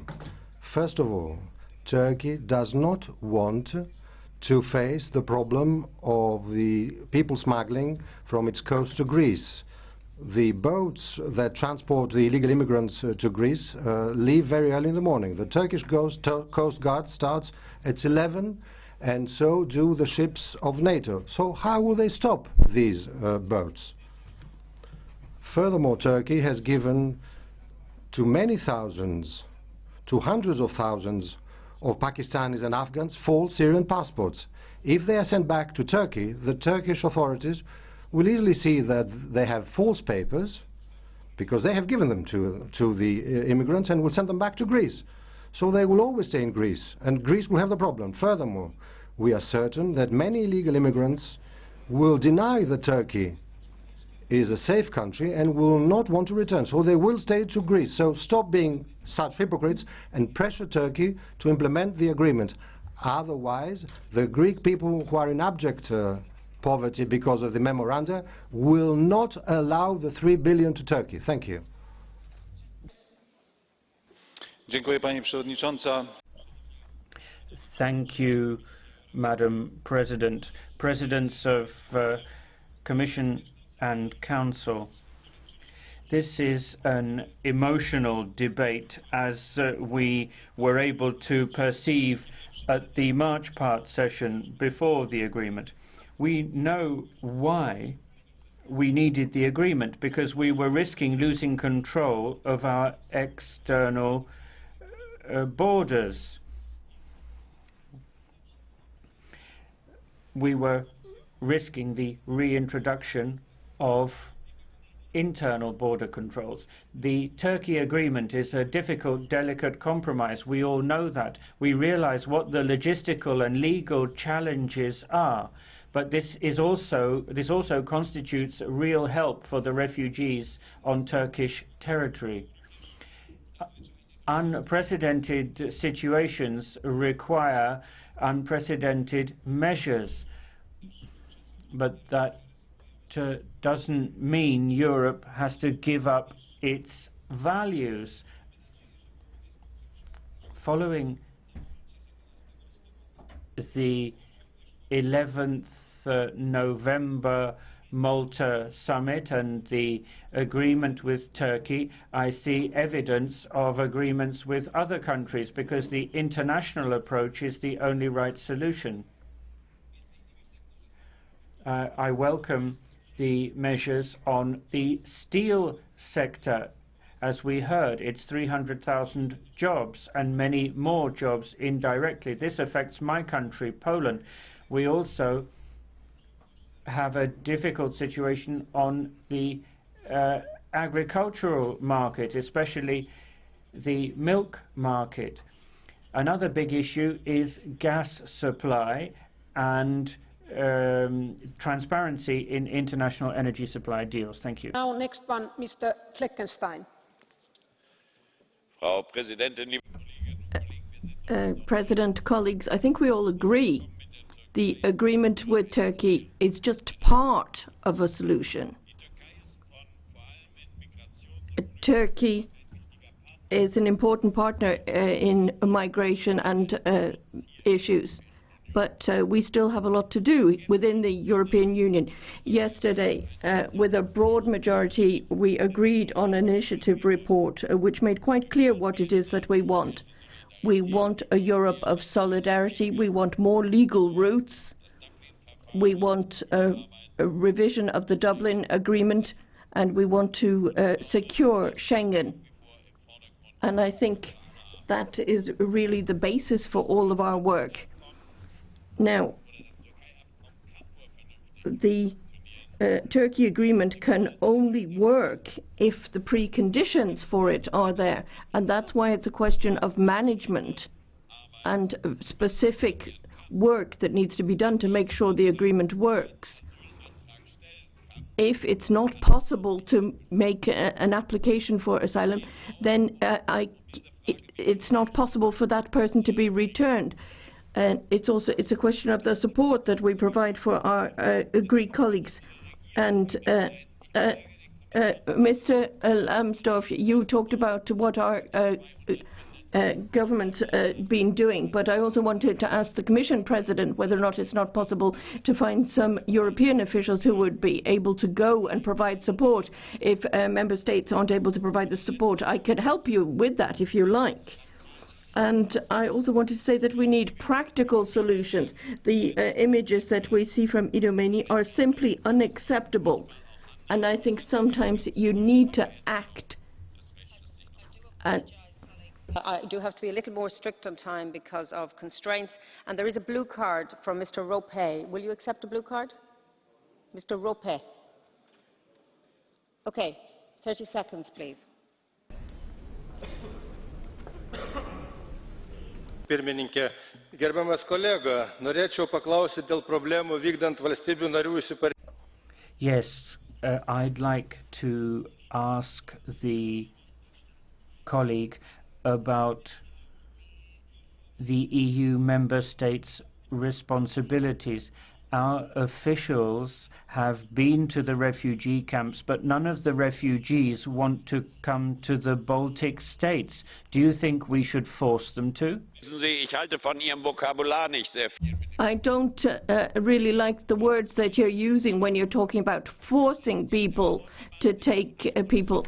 It's more a question of 28 member states coming together to form a European Union and saying it's not just a case of taking all of the benefits and not sharing the burdens. These are decisions which are taken for not everyone's happy with this, but I think we do have to recall that solidarity is a two-way street. Now our next speaker for 1 minute, Madam Trebesius. Thank you very much, President. In the March summit, due to German pressure, the EU entered negotiations with Turkey.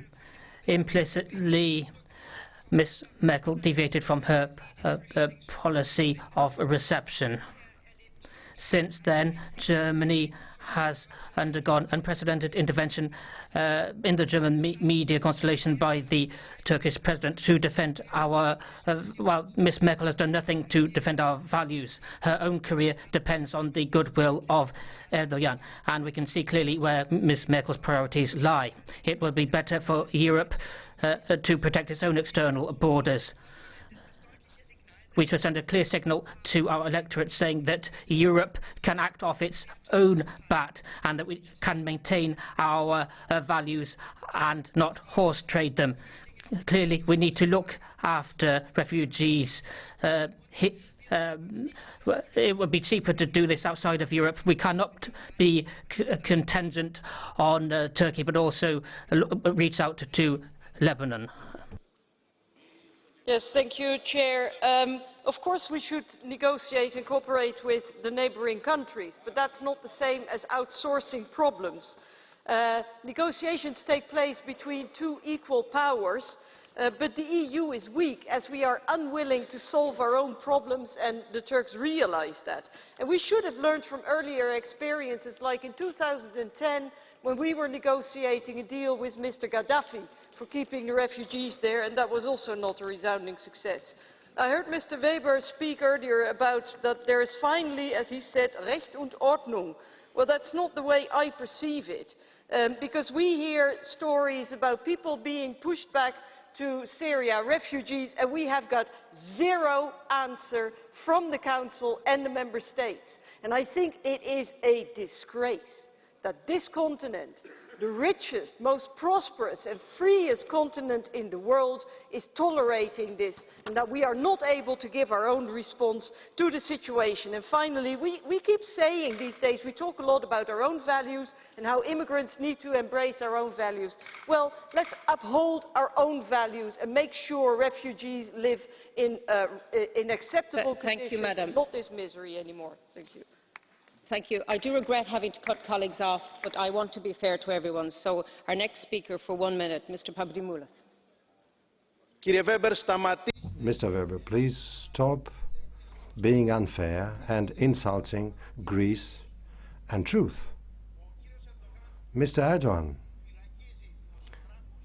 is putting journalists in jail, closing down newspapers. He's not implementing this agreement. But you're being sweet to him, and you're accusing Mr. Tsipras. Mr. Orban, the extreme right-wing Prime Minister, will not accept any refugees in Hungary. But you're still being sweet to him because he belongs to your political group. And you are talking against Tsipras. Maybe you have nightmares about Tsipras. The Greek people is very proud. We have a long history and we've contributed a lot, and we will not accept these insults. Mr. Tusk and also Mr. Juncker, you know very well that you failed to implement your decisions of December for proportional relocation, and you let Greece bear the brunt of this effort. And because of its history, because of the wars near it, and because of the European failure, we have a very big burden on us. We should not be the punching bag of Europe. For 1 minute, Madam Sargentini. Dank u, voorzitter. Thank you very much.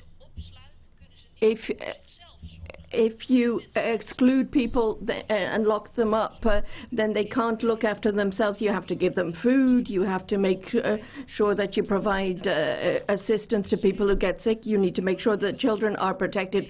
But what have 28 heads of state done? They've made an agreement with Turkey, and they hadn't considered the consequences of that. People are living, there's not enough food for them, children are surrounded by adults, there's not enough food, there are no doctors, there are no lawyers. If the heads of state are going to take this step and make a deal, then they need to look at implementation as well. And they shouldn't just be looking to the Commission to that. There's a question of democratic control. Is it the Greek government that's to deal with this, or can we help as well? You can't have young girls, 14 years old, locked up with men in a detention centre. What do you think is going to happen to that girl? Will you take a blue card from Madam Yatamaki? Please, a blue card.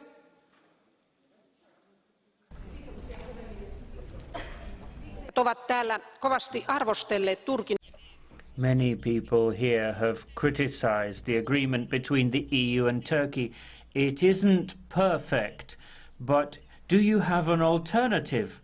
What should the EU do? Give me a 3-point plan. What should the EU and the member states do, according to you? Thank you, Chair. I have a 1-point plan, which is big-time resettlement from third countries, giving people legal access to the European Union. But as you heard, my critique now was not about what Erdogan does or what Turkey does, but what we are doing not, what we are leaving behind. And that is taking care of vulnerable people in detention centres. Thank you. Thank you. For 1.5 minutes, Mr. Paksas. Pone pirmininkė, kolegos, nuo vadovų tarybos susitikimo praėjo beveik mėnuo. Madam President, colleagues, a month has gone by since the EU summit. That's not very much time, but long enough to get a sense of what's happening. A few hundred illegal migrants have been returned, and Europe has taken in some war refugees. The Czech Republic is against the resettlement plan. We can see the trends. We haven't solved the problem. We need better solutions. We need to close the external border. We should not tolerate illegal immigration, and we should do away with the system of quotas. Illegal migration can turn into an economic problem. We have to implement the Commission President's plan as quickly as possible and take specific measures in order to implement this plan. We really don't need further economic difficulties.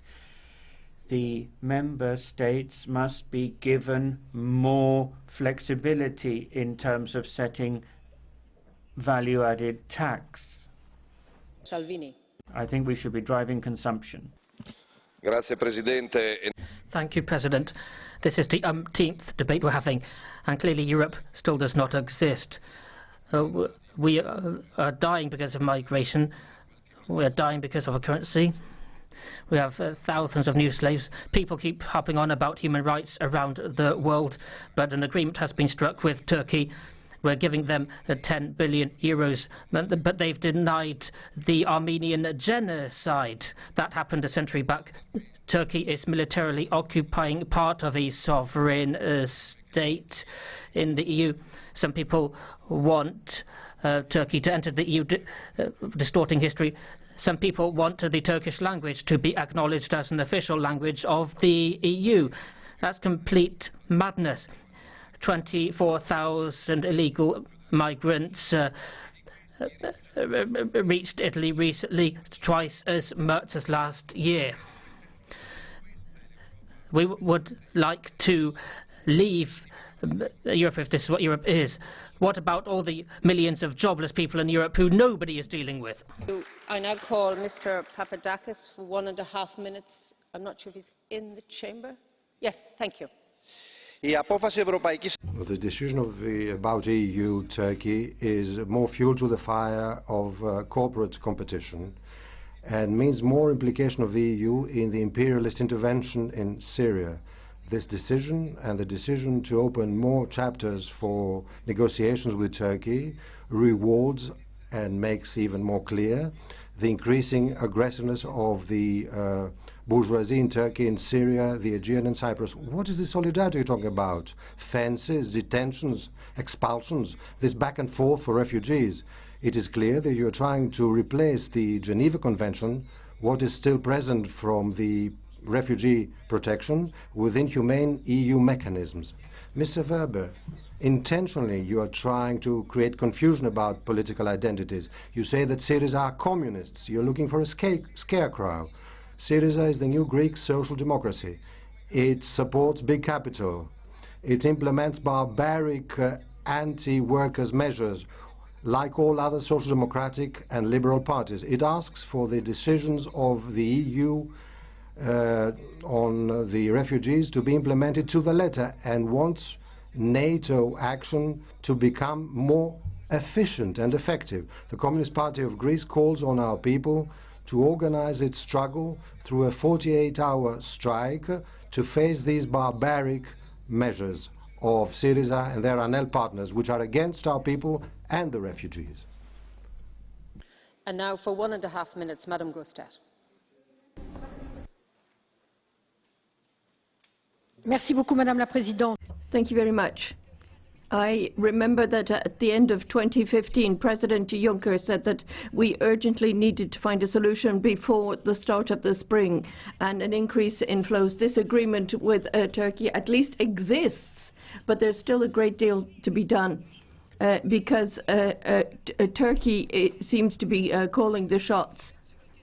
And you just have to go there to see what the problems are and what the shortcomings are with regard to the asylum procedure there. Greece is facing an explosion of asylum requests and a number of people on its territories, and there is a cruel lack of staff able to provide the support. Experts are not being sent by member states. Let's not be naive. President Erdogan has increased the stakes. Last Thursday he said that Turkey would not comply with the agreement if Europe did not meet its promises. referring to the visa rights, which were too quickly promised to Turkish. We need to face our responsibilities. France has not been involved and left Chancellor Merkel to negotiate on her own. And then there are employment issues. Let's talk about steel. It's not a case of defending a declining industry. We're defending an industry of the future on the basis of fair competition, but we need to act quickly and fight against anti-dumping taxes and take measures as quickly as possible. Madam Rodriguez, 1.5 minutes, please. We should recognize that the deal with Turkey is at best a provisional, fragile and controversial solution. What we really need is European instruments to regain control of the situation, of our territory, but of our standards. And this means very clear priorities, which are also on the table due to recent Commission proposals. The first one is to ensure that we really provide European asylum according to European standards. The second one is that we adapt our cities to avoid ghettos for reasons of social cohesion, but also to prevent security risks. And finally, we need to build up a real European border system. This is not a line, this is not a wall, this is a border network which should enable our system of relocation and resettlement to work properly, managed by European authorities. What is at stake is no less than European sovereignty. We should not be afraid of using this word. This is a powerful concept, and most of citizens do understand that we need to move to this new phase of building the means to have sovereignty on our resources, on our territory, on our standards. I believe this should be envisaged also as a big investment. So let's prepare for this new stage. Thank you, Madam. For 1 minute, Mr. Halla-aho, please. Thank you, Madam President. It says in the Council conclusions that, I quote, "Several elements of our common European response to the migrant crisis are in place today and are yielding results." End of quote. This is a very optimistic statement, as our common measures, such as the relocation scheme, do not work at all. It is rather the unilateral decisions taken by individual member states that have reduced the flow of migrants, or at least directed it elsewhere. I refer in particular to the re-establishment of internal border controls and the reduction of unhealthy pull factors at the national level. I especially welcome the idea to declare inadmissible asylum applications from persons arriving from Turkey, and I wonder very much why this is not already the case at the internal borders inside the European Union. Thank you very much. Thank you. For 1 minute, Mr. Telička. Thank you, Madam Chair. President Tusk, I must say that I do share your comments on the deal with Turkey, including the critical remarks. I would have one question. How do we monitor the implementation on the Turkey side? How do we assess the implementation? And how do we analyse and draw the conclusions? I would appreciate that comment. President Juncker, if I may, 2 remarks. One on the migration issue. You have asked for guidance from the political groups. Rightly so. I would say that the Commission's proposals contain a number of useful and effective elements. I would probably base myself on those that can be speedily, effectively implemented and around which we can unite the European Union. One final remark on China. Yes, fair trade, fair competition, but this is not what China represents, neither in steel, nor in packaging, nor in other industries. And I think that we really need to fine-tune some of our trade instruments, be much more speedily than we are. Thank you. For 1 minute, Mr. Chountis. Madam Chair, this agreement between the EU and Turkey is a very bad moment for the history of the European Union, and it's a shame on all those who signed it. The European Union, in order to get rid of an issue for which it bears co-responsibility, decided that Turkey is a safe country, despite the fact that it does not respect human rights and international law. And the Geneva Convention is not implemented anymore. There are many thousands of refugees who are blocked in Greece with no possibility to go where they want. The police of the former Yugoslav Republic of Macedonia is violent against them. We open new chapters while national and sovereign rights of Greece are put in doubt. Every day our airspace is being violated. We try to create fait accompli in the Aegean Sea with the presence of NATO. Mr. Tusk, you said that we did what we could.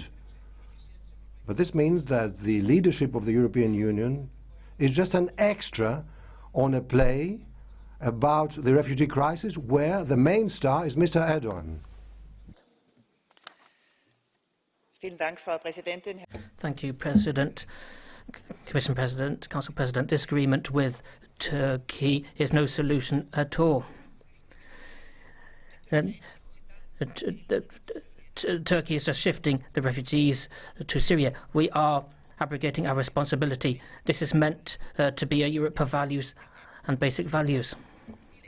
We need to take this deal seriously, and I propose that we set up an ad hoc committee consisting of MEPs and experts from civil society to examine what's really going on, because the buck has to stop somewhere. We need to have legal access, a resettlement procedure, and we need to address those in the member states who are saying not in my backyard. Solidarity cuts both ways. Now, let's talk about my own country and the criticism of the Austrian government, not only what happened in Lower Austria recently, but the Brenner border, which was closed for so long. That's what we are really stymieing our southern neighbours there. That contradicts our European values. This border should remain open. Thank you. Before I give the floor to our next speaker, Mr. Lundgren, for 1 minute, can I say that because of time constraints, I will no longer be able to accept blue cards. I hope you can understand the reasons for that. And indeed, we may have problems with catch the eye because I am required to finish this session on time. So, Mr. Lundgren, you have 1 minute, please.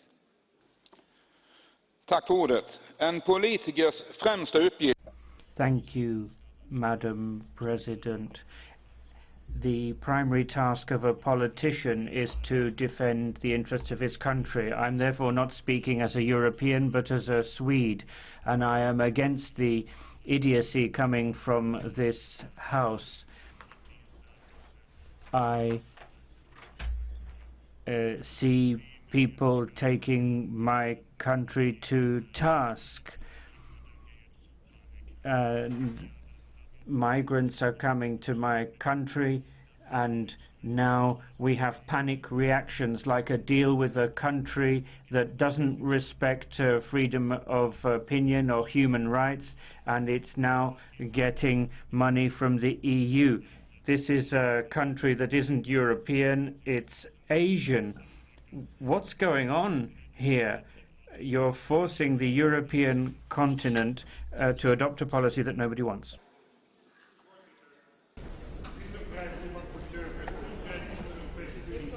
Microphone, please, for the speaker. Sorry, could you please put on your microphone? Thank you. Chair, visa access for Turkey and these procedures. This is a wonderful deal that we've concluded with Turkey. And what is the Commission accepting? The treatment of the Kurdish people, weapon trade with IS, and increased poverty. The Commission has no moral compass, And I'd say that we are expressing the will of the citizens, and citizens are saying this is enough. We need to put an end to mass immigration. We need to close the borders and send migrants back. Thank you. And now for 1.5 minutes, Mr. González Pons. It's easy to say you're a champion of human rights when the problem is on the other shore of the Mediterranean.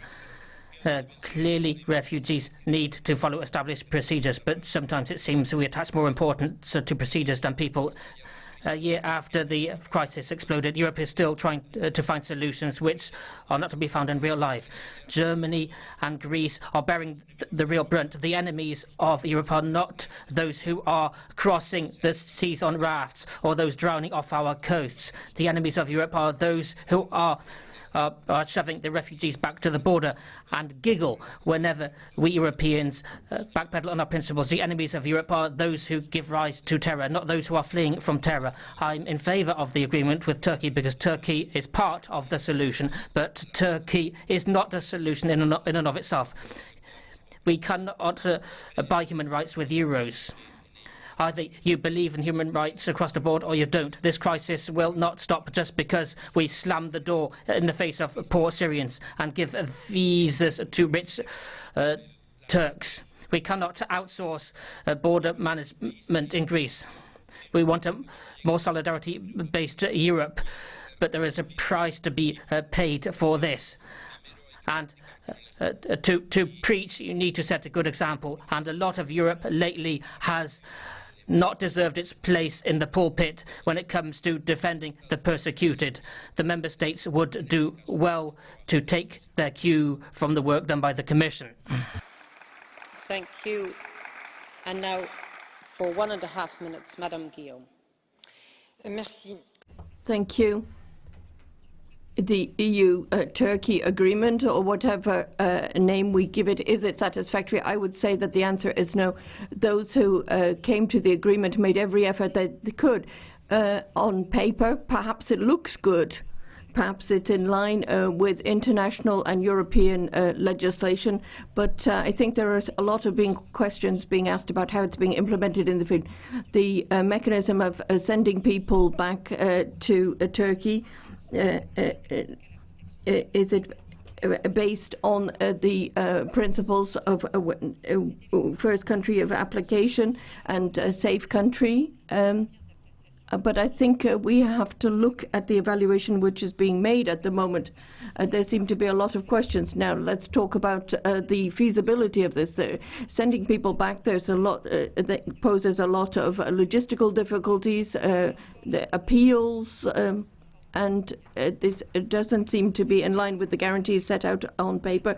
Effectiveness, well, if the plan is to stop the flows of people crossing the Aegean, we're seeing that other routes are opening up, routes from Libya and even Libya. We're hearing that people are coming through Ukraine as well. And all of this is leading to the unpicking of European values, and that is what people are saying, and we need to listen to these criticisms. And so I have a lot of questions but also reservations about the agreement. But I see that it remains the only possibility because we have not been able to come up with other solutions as a result of lack of solidarity from other member states. Mr. Van Dalen. Voorzitter. Chair, the deal with Erdogan is, we're being told it's work, but that we've only had a few hundred people sent back, but the flows are increasing hourly from Italy, for instance. And but the Turks have been told that they will be able to come visa-free to Europe and have a real possibility of accession. And on visa-free travel, the Juncker-Timmermans team has lost my trust. 5 days after the Dutch referendum, this agreement was reached. And how can you justify that? we need to have a clear plan. We need to have selection in the port so that we can provide assistance to real refugees. Now, for 1 minute, Madame de Sarnez.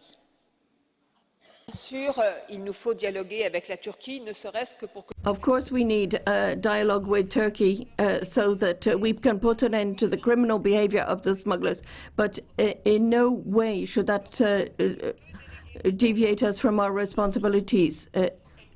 We have to look at neighbouring countries. We have to look at asylum rights. We have to reform the Dublin Agreement and manage safe and legal routes for Syrians, as Canada has done, for instance.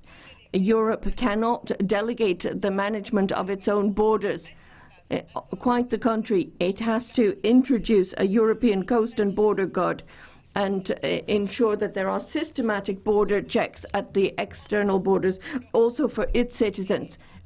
Europe cannot delegate its capacity to be involved in the settlement of the Syrian conflict, and there, once again, assume its full responsibility. Thank you very much. For 1 minute, Madame Michels. Frau Präsidentin, meine Herren. Ladies and gentlemen, presidents, 27 governments are calling upon Greece to pretend that Turkey is a safe third country. 27 heads of state look away when doctors deal with refugees from Macedonia who've been hit by rubber bullets. That's the upshot of the deal we're talking about today. Of course, we want to show solidarity. The Greeks have shown a lot of solidarity themselves. But there's the ECJ ruling, which is affecting the living conditions of refugees in Greece. There's a ruling of the ECJ which says the ECJ ruling is what it is on Article 3 of the Human Rights Convention. This convention needs to be implemented. The Commission and the Council must make up for this shortcoming. Otherwise, Europe will be deprived of its future. The EU-Turkey agreement is not a solution. It's in fact part of the problem when it comes to a question of a durable solution for Syria and so forth. Speaker for 1 minute, Mr. Eriksson. Thank you, Speaker. Jag ska prata svenska. I'm going to speak my own language, Swedish. In Sweden, we say, regardless of how you sit or stand, your back is always behind you.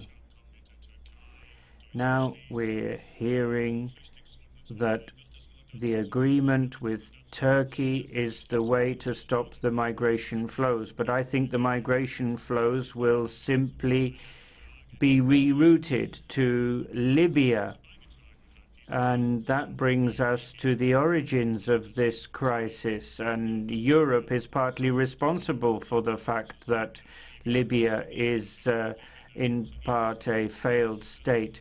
What can the presidents of the Commission and the European Council offer Libya to help that country function so that people don't have to come to Europe? Closing borders alone is not going to help, is it? Frontex guards dressed up like paramilitary forces and deported 200 migrants from Greece. Clearly a staged show of force to pretend the EU-Turkey blackmail deal is a success. The same day 200 migrants were deported, another 300 entered Greece. Do you really believe that people are being fooled so easily? The truth is that since the blackmail deal, another 5,000 migrants were smuggled into Greece. We had 1 million migrants enter the EU last year alone. How are you going to hold back the next tsunami of migrants? We have to take back control of our own borders. It's truly worrying to see the UK border forces committing to this farce. Our own border force is understaffed and underfunded. Other countries have hundreds of patrol boats. The UK's Coast Guard has a mere 5, 2 of which were sent to the Mediterranean. This is a symbolic gesture but has left the UK's borders open and vulnerable. The money, the British taxpayers' money, given over to Turkey for this blackmail deal could have bought 80 border force cutters to keep my country safe. We cannot let this happen. We've handed our keys over to the EU, so therefore we must Brexit. And now for 1.5 minutes, Madam Gardini. Grazie. Thank you very much. We are homing in on the EU-Turkey agreement, fair enough. We're talking about something which can lead to the closure of a specific route, but the routes shift, and as an Italian I have to point out I'm very concerned because we are on the front line here. New routes are opening up towards Italy. In Albania, the police has already pinpointed many dinghies ready to leave, and they've also identified other potential routes from Greece and from Turkey. And there's another front, in other words, the Mediterranean. This greatly exercises us. Between the 15th and the 19th of March, 4,000 refugees were picked up in the Mediterranean. They were saved. The German intelligence service says that there are 0.2 million people ready to leave for Italy from the Libyan coast. Another representative spoke about 450,000 people ready to depart from Libya to Italy. There is something else which concerns us. There was the suspension period which allowed many European countries to re-establish border checks. This will no longer be the case soon. This suspension could last for another 2 years at the utmost. So we'll be facing a Europe which is building a Western Wall. If we fail to tackle the migratory problem as a whole, it will be Europe which will sink into the Mediterranean. And now for 1.5 minutes, Madam Piri. Dank u, voorzitter. Thank you very much. Turkey and the EU need to deal with the refugee crisis in a humane way. For years we thought that we wouldn't be affected by the crisis in Syria, and so we didn't pay any attention to Syrians fleeing to neighbouring countries. But last year we saw more than 1 million asylum seekers coming to Europe, and the way that we have dealt with this these vulnerable people won't win us any prizes. No one's talking about a shared solidarity. The agreement with Turkey is far from perfect, but the alternative is that countries will just erect walls and barbed wire, and people would drown, and that is not the type of Europe I want to see. Cooperation with Turkey needs to meet European and international provisions. The report from Amnesty is critical, and the Commission needs to make sure that we put an end to any inappropriate actions and taking refugees from Turkey and finding legal and safe routes for people who are currently in Turkey. Thank you very much. In whatever the European Union has done, common European policy, the agreement with Turkey, whatever it does, it always assumes that refugees are going to be distributed across all member states. The European Commission refuses to accept that the citizens don't want millions of migrants coming into Europe. Europe's political elites are surprised each time EU citizens reject integration and vote for extremists. We should help refugees, but we should help them where they are. We shouldn't bring them here, and we should defend our own borders. No other country is going to do it for us, not even Turkey. If there's a Schengen country which cannot or will not defend its borders, then it should leave Schengen, be it Greece or Italy, and then we'll defend the new Schengen border, which is actually already happening at the Brenner Pass. Speaker for 1 minute is Madam Paga Satandura. Thank you, President. Why is Turkey doing our job for us? Why couldn't we do it? People were forced to risk their life to request asylum. We've favoured the growth of mafia. There was a safe passage offered in embassies. The Commission has decided that Greece fulfills the Dublin regulation. We've invented paid expulsion to Turkey so that they can solve our human rights problems. The major sticking point, resettlement and desperation, have not changed. People will keep coming in, but without any hope, and those who survive will not forget the abuse we've subjected them to in a globalized world. This is a time bomb, Mr. Tusk. And populism will only be on the rise if we fail to follow through on our word. 1 minute. Frau Präsidentin, verehrte Kolleginnen und Kollegen. Madam President, colleagues, this is a sad and hopeless time for Europe. We're tolerating the rolling back of democracy and rule of law in Turkey in the interest of defending our borders, and yet our core values are supposed to be democracy and human rights. How can we be proud of what we're doing? Turkey is repeatedly in breach of the Geneva Conventions. The EU is closing its eyes to this, despite NGOs' warnings and warnings from the UN. This is a deal that you insist on keeping despite its effects. I'm ashamed. This is an abject failure. We need a different kind of policy. We need a more human policy. We need a responsible policy politically, or we're betraying the European ideal. Thank you. Thank you. 1 minute, Mr. Borghezio. President, the agree with Turkey has a very doubtful legal value. I'm not sure whether it's a good idea to carry out, to allow a country such as Turkey to allow mass deportations of refugees, given its human rights record. In fact, Turks have said that they don't want to be Europe's refugee centre. It means that defending Germany's borders is coming at a very high cost. Basically what we're doing is defending Germany's borders here.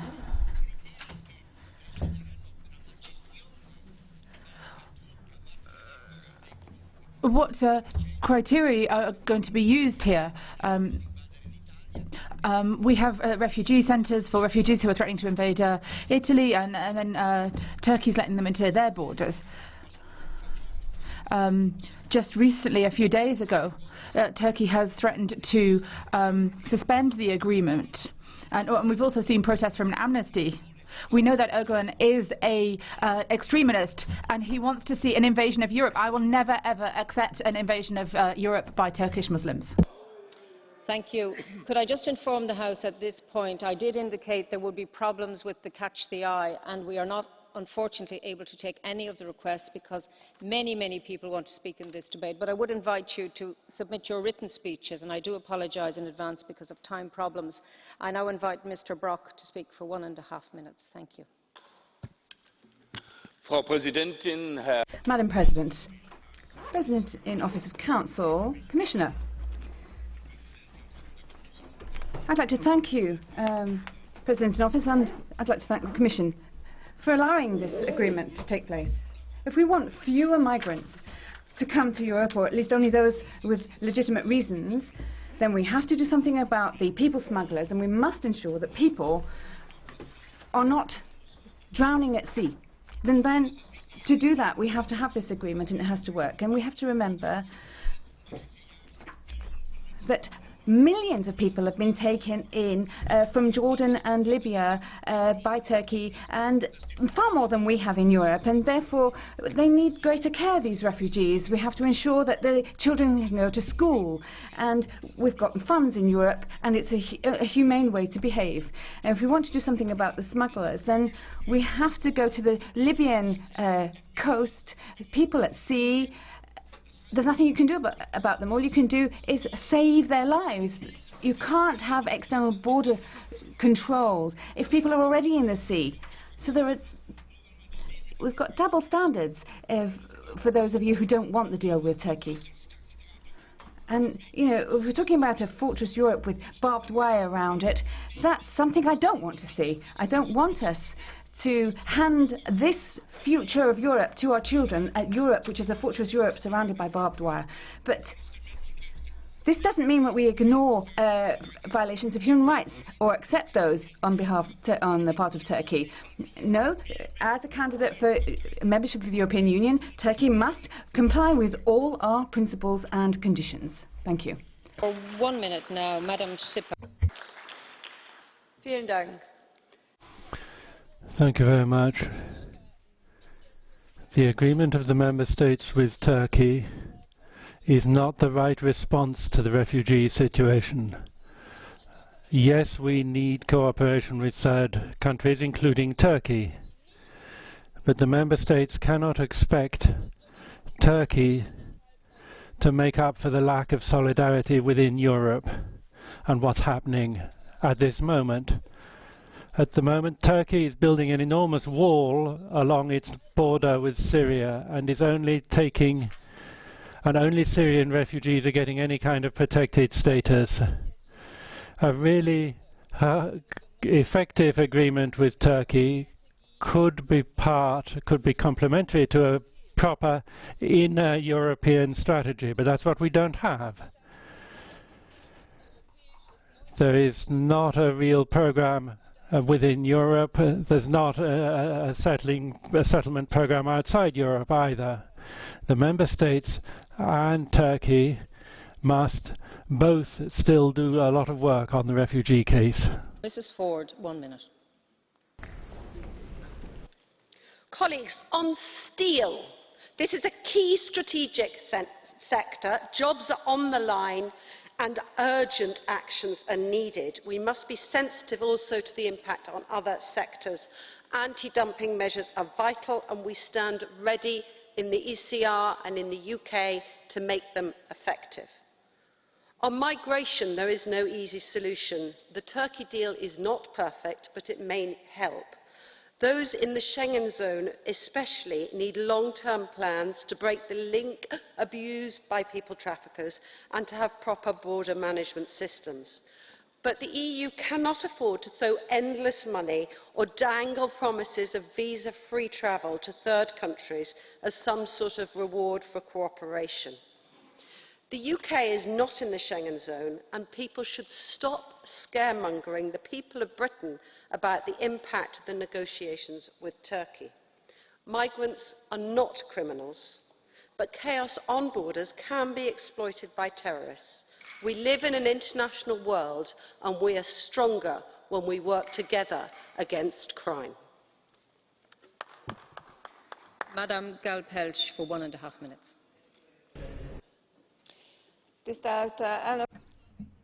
Dear Chairman, dear Commissioner, President, this is a very emotional debate today. And this is not the first time. If one of my voters will ask me, how many times have we discussed this issue, I couldn't answer. Is there a result? There is a partial result. This is a very sensitive compromise, and it's a very well-timed one. Of course, the decisions could be better, but in these circumstances, the decision was the right one. That is, on the Western Balkan route, we cannot afford to let people move without controls. It was a good decision to close the routes to human traffickers, and it was the right decision that we have to reinstate order and control at the borders. The decision was made to secure the safety and security of 500 million EU citizens. Turkey's burdens have increased. It is right to help them to bear this burden. Let's look at the compromise. The compromise is not perfect, of course. The Turkish may not be able or willing to comply with the agreement. Therefore, control and supervision is needed. President Erdogan said something very interesting about whether they will be able to keep to the terms of this agreement. Let's look at the future. The hotspots are not working. The registration systems have to be reformed. The education and health systems are not good in the camps. This is what we have to consider the future of Europe. Thank you. Now, Mr. Morris. Thank you, President. I share, of course, many of the human rights concerns expressed in the House, but let's be very honest in this House today that this deal is predicated on solidarity. So my first question to the Council President is very simple. We, in the Libe Committee, which I chair, interviewed the Commission President's troubleshooter, Martin Verve, and he reported to us very honestly. He said there were 30 asylum processors in the camps. This is a very back-breaking task that the Commission have, and I respect the men and women of the Commission for the task that they have to do. But I say to the Council President and the speech that he gave at the beginning, with all the human rights concerns, all the other organisational concerns, is he going to assure us today that the Member States ultimately will supply the resources that we need to make this work, and that all of these safeguards will be in place? The devil is in the detail to make this work and the human rights to be assured. Thank you. For 1.5 minutes, Mr. Niedermayer. Dear colleagues, firstly, let me say that despite of all the concerns, I appreciate the progress in dealing with the migration crisis in Greece. Let me thank all people from Council and the Commission being involved. The results, the speed of the results are showing how much of time was lost last year, as mentioned by President Tusk. Now we should look into the future, make sure that the promising results in Greece continue, and focus on other areas of problems in migration crisis. I have in mind especially the Italy and other part of Mediterranean. I guess we must find this similar solution that will function well. It will be more difficult than in Greece, but the Greek case is showing that it is possible. Let me now say a few words on the economy. Just a few days ago I have mentioned that it seems to me that now the political problems are larger than economical ones. And I guess it's right, and it is not necessarily a good news. But let me say that in economic policy we must keep the directions. The governments must follow the agreed principles, must implement the reform and improve fiscal situation. On EU, we have an extensive agenda, including the reforms in tax area and dealing with the future relationship with China. Solving this issue is very important for our future, and I hope we will take it very seriously. Thank you. Thank you. Madam Garcia, for 1.5 minutes. Thank you, President. In this debate, we've heard complacent words from some people talking about a success, referring to the agreement with Turkey. I would say Mr. Tusk said that we have to put order in our own house. We have to look at the clear failure that we've seen in dealing with the migration crisis in recent months. This failure has meant we've had to sign an agreement which has already been called into question by a large number of humanitarian organisations, and in fact even in the first days in which it was implemented showed it was insufficient. Public opinion talks about the shame of Europe, but the national leaders are rubbing their hands, because we can see that this shows that Europe cannot meet what it has to do. Just one example, for instance, in Spain, Mr. Rajoy's government has taken only 18 refugees, 18. Do we really think that that's enough? Do we think that this is acceptable when we're talking about the lives of hundreds of thousands of people who are fleeing war and death? We urgently need countries to meet their obligations, to apply the principles of solidarity. The whole European project is at risk. Are we writing the last page of our own history because of the suffering of these people? For 1.5 minutes now, Mr. Rangel.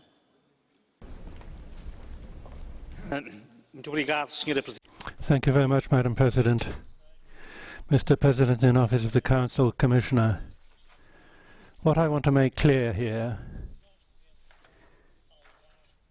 is that we have to stand beside human rights in this refugee crisis. We have to support human rights, and of course we have to solve the refugee problem, in particular by taking them in the European Union. We have to be showing solidarity. That's essential. Consequently, this agreement with Turkey is not a good agreement. It's a possible agreement, and it's a way for us to gain time in order to find a more effective solution. So, if in this Parliament we criticize the Portuguese government for all kinds of good reasons for its fiscal economic policy, which is deplorable, we also need to praise the Portuguese government for its policy in refugees.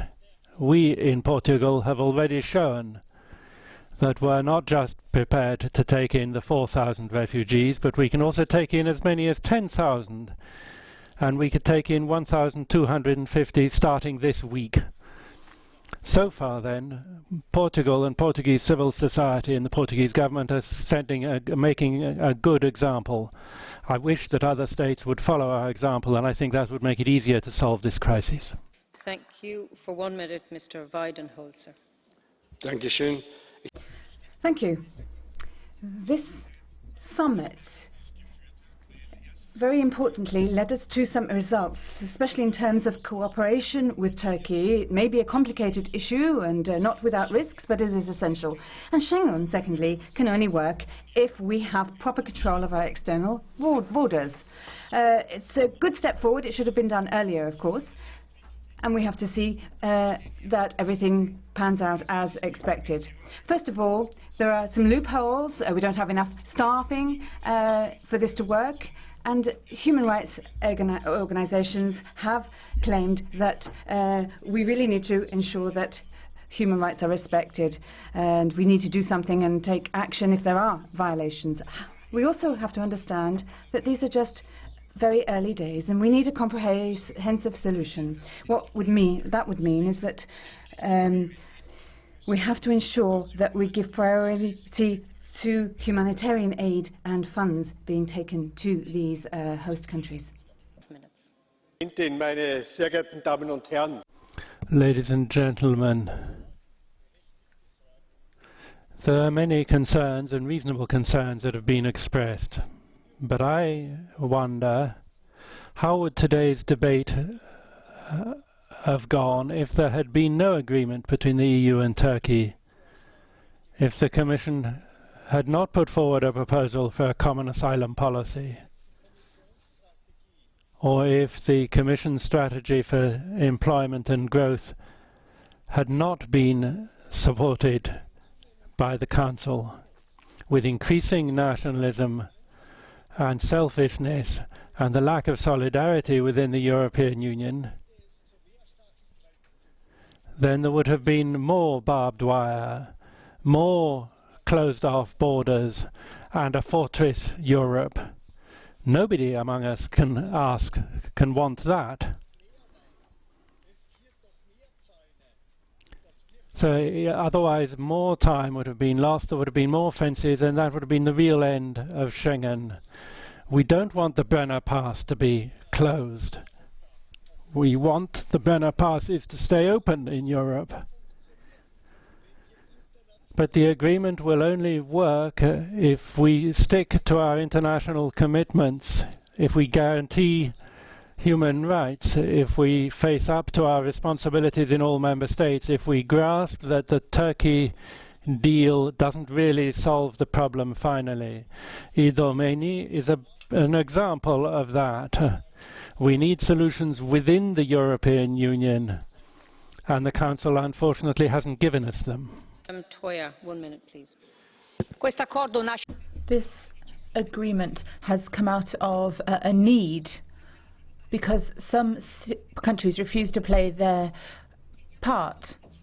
We have to both look at things being managed properly in Greece and Turkey. Europe has to be responsible for that. We can't just wash our hands of this and say it's Greece and Turkey's problem. It's all of our problem. We're talking here about women, refugees and children. We're hearing about tales of exploitation and degradation from the camps, and it's our responsibility in Europe. It's our moral responsibility rather than political or institutional responsibility. We want to look at hotspots being managed by Europe. We are those who are responsible, and we have to ensure that human rights are respected here. We see that one door closes, another opens. In Italy, in recent days, they have saved 1,000 people from the sea. So we're seeing that we need to see solidarity and cooperation between countries on this. Minutes, Madam Shuizia.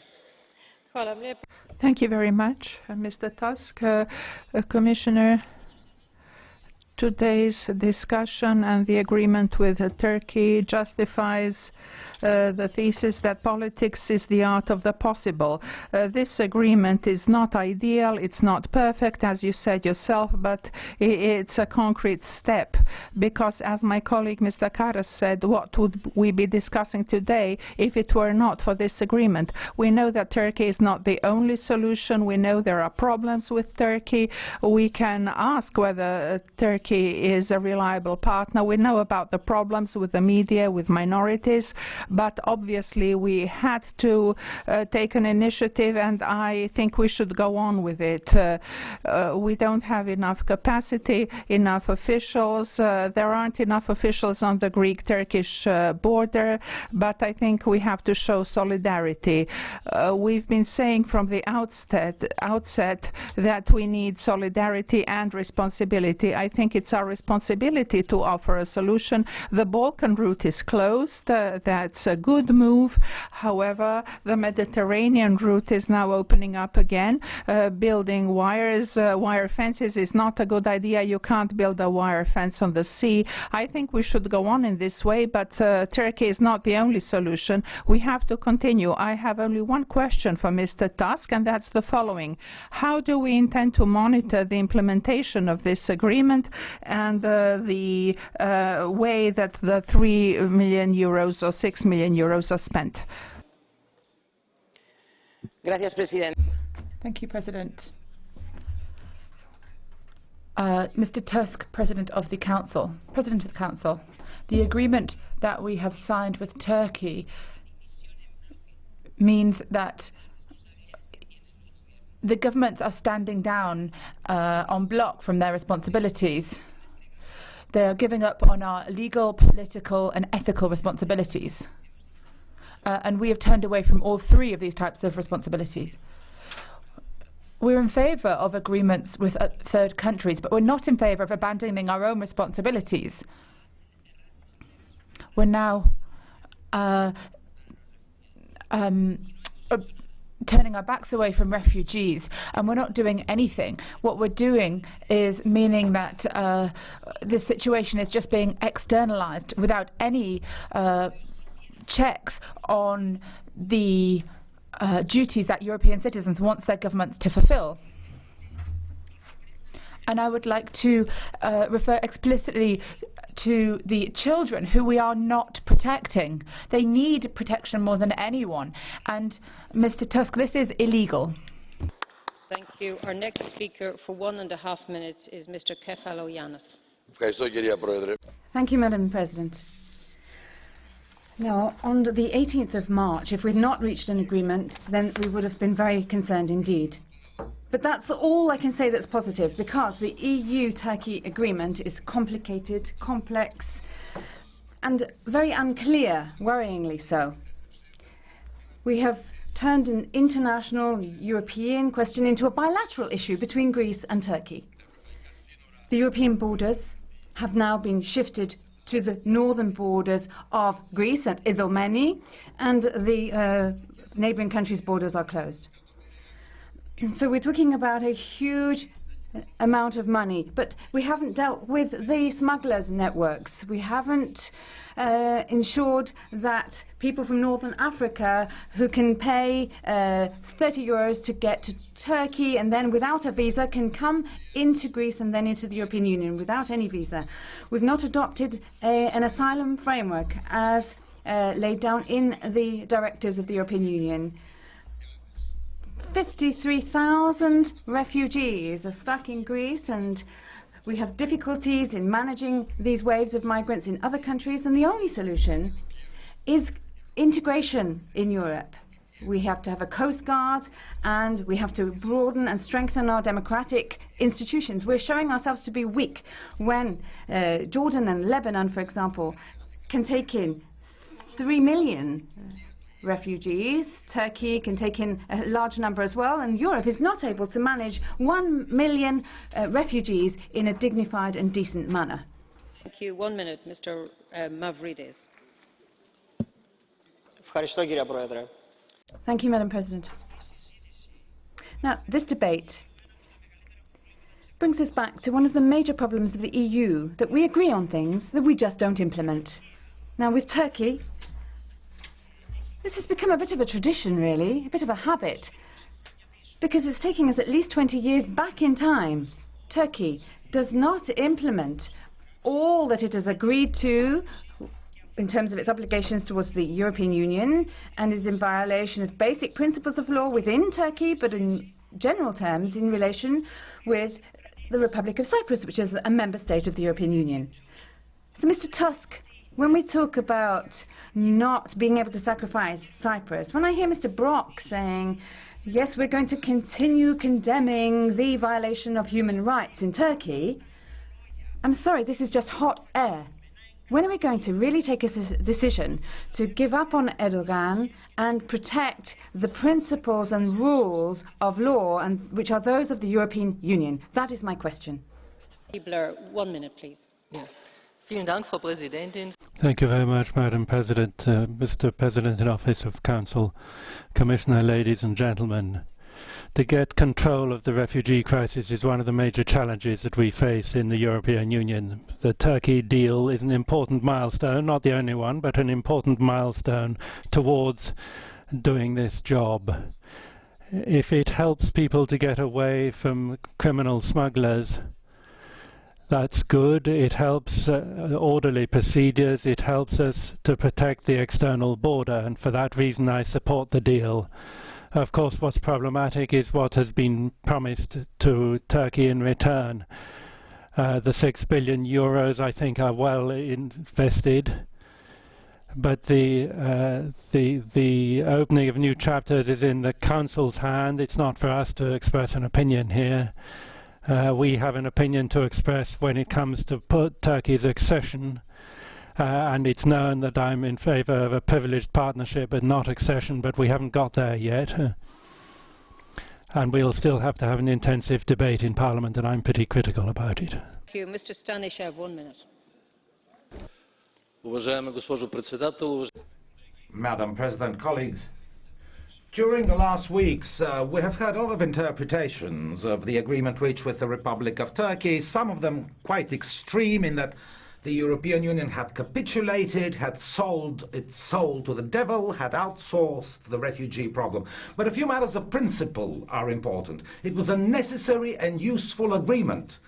And one reason for that was that the Union itself was rather weak and incapable of implementing its own decisions. And indeed, the devil is in the detail now, and in how the agreement is going to be implemented, financially implemented as well. Because we must help the refugees where they are the most and closest to Syria. And that means Syria, Turkey, Lebanon and Jordan. Secondly, we are not going to allow a trade with human rights, with media freedom and democracy. And thirdly, and most importantly, this agreement has given us some breathing space to organize our own single refugee policy, but nothing else will help us if we do not do that. Thank you. Mr. Kelly.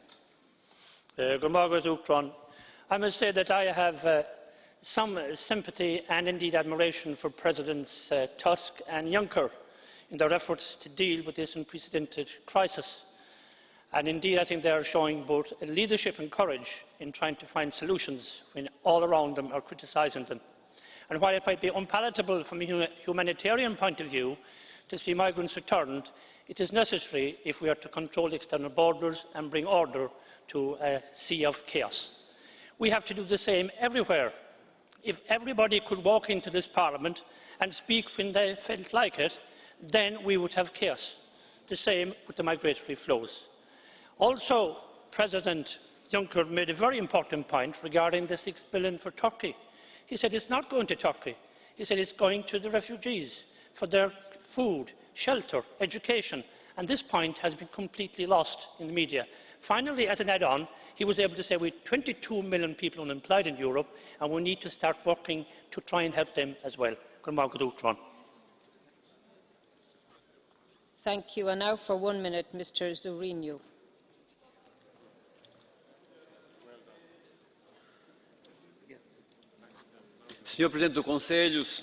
Mr. President of the Council, Commissioner, the Council has approved through this agreement with Turkey and the reaffirmation of the priorities of the common defence and security policy, an emergency solution to reduce the refugee crisis. But it also approved the launching of investments, continuing with structural investment and the application of responsible budget policies.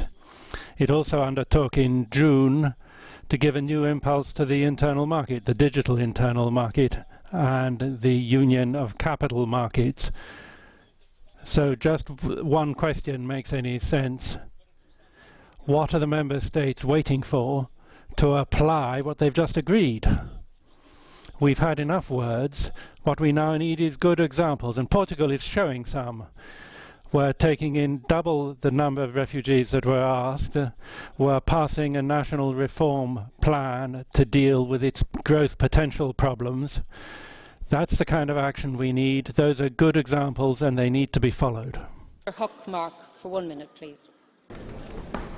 Madam Speaker, two conclusions about those who would like to split the European Union and fragment Europe. The migration challenge is a long-term challenge, and we can have different views on how to deal with it, and we can be critical to different solutions, maybe because no solution will be perfect anyway. But what is very clear is that if we don't do it together, we will not be able to do it at all. And that would be a moral shame against all those people who are fleeing away from brutalities and atrocities. And that is a shame that is falling as a burden to those who want us to split and fragment and not to be able to live up to our responsibility. Second, Ukraine. If we turn our back to Ukraine, we're opening up for the forces of darkness undermining European stability. And that is a message to Council and to Commission. Stick to Ukraine, give them the support, secure that we can stand up as a united Europe. Thanks. Thank you. For 1 minute, Mr. Androulakis.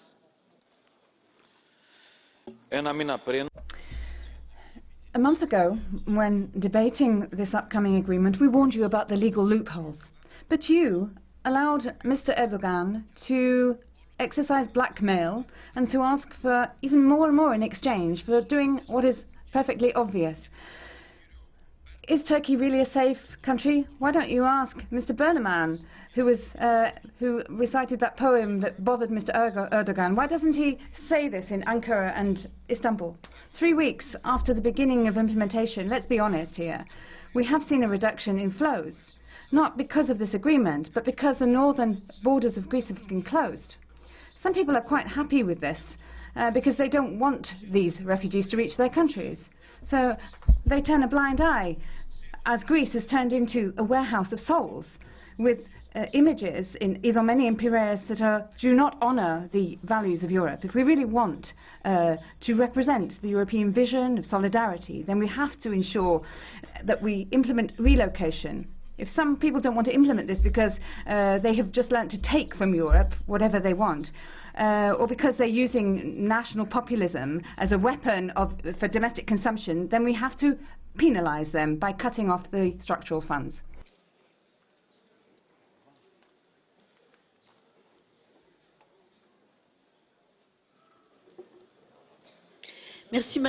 Thank you, President. On the question of the EU-Turkey agreement, I think everything's already been said. So I would like to tackle another couple of points from the Council conclusions. The first is the one that says that in June, in the Council of the 28th of June, the question of the economic and monetary union has to be on the agenda. This discussion has to be well prepared, and I hope that whatever the results of the referendum in the United Kingdom, and we hope very much that the British people will vote yes to the agreement, but regardless of the results of the referendum, we are going to have to put the economic and monetary union on the table immediately, and the conclusion of the EMU, because it's very important that we conclude this urgently. And then on the question of steel, fortunately heads of state and government have sounded the alarm.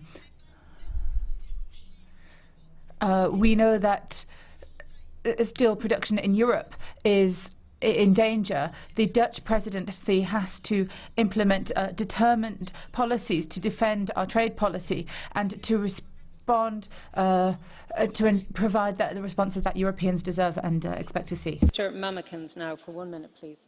Mr. Tusk, Mr. Juncker, dear colleagues, I am in favour of a constructive relationship with Turkey, but the current one clearly resembles bullying and blatant extortion on the part of Turkish President Erdogan, with the threat of flooding Europe with refugees in case of non-compliance. The same applies to threats of sabotaging the whole migration deal should Turkey not get visa-free travel. I wholeheartedly acknowledge the fact that Turkey currently houses and provides for more than 2.5 million refugees and may require assistance. However, the current actions of the Turkish leadership in relation with the EU and a majority of their members cannot go unnoticed. In particular, there are serious indications that Turkey played a major role in enabling jihadist groups such as Daesh and Front al-Nusra in Syria. This support has contributed to the current refugee crisis. That being said, I urge the European leaders to promote the interest of European states and Europeans by keeping true to our values. Thank you. Thank you. I now invite Commissioner Avramopoulos to respond to our debate. I'll give you the floor, Commissioner. Thank you.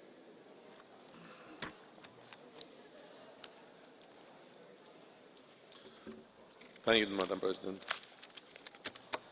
Well, President Tusk, dear all, first of all, I would like to express my thanks for your meaningful contributions, many of which are very much in line with the Commission's thinking and objectives. Let me clarify some points. Our relation with Turkey is not about antagonism in terms of power dynamics. It is about an agreement to address an issue in a joint way. Both Europe and Turkey are under large pressure. We are confronted with the same challenges and an unprecedented situation. Cooperation is necessary. It is true that Turkey is considering this cooperation as a catalyst to re-energise our relations as well as its European perspective. This new chapter at EU-Turkey relations is not interpreted as a concession on our basic principles and values of the European democracy. On the contrary, it is an opportunity for Turkey to come closer to the European standards on all issues. Democratic values, rule of law, freedom of expression, respect of minority rights, and solution of Cyprus issue. It is in Europe's interest to have a democratic and stable Turkey as a neighbour, and it is to the interest of Turkey to have the European Union as a stable supporter and partner. The refugee crisis brought us closer in a spirit of mutual understanding. It needs to be proved whether we mean what we say and what we agree. We are monitoring that every single aspect of this agreement happens in full accordance with European Union and international law. Don't have any doubt about it, and we persist on that.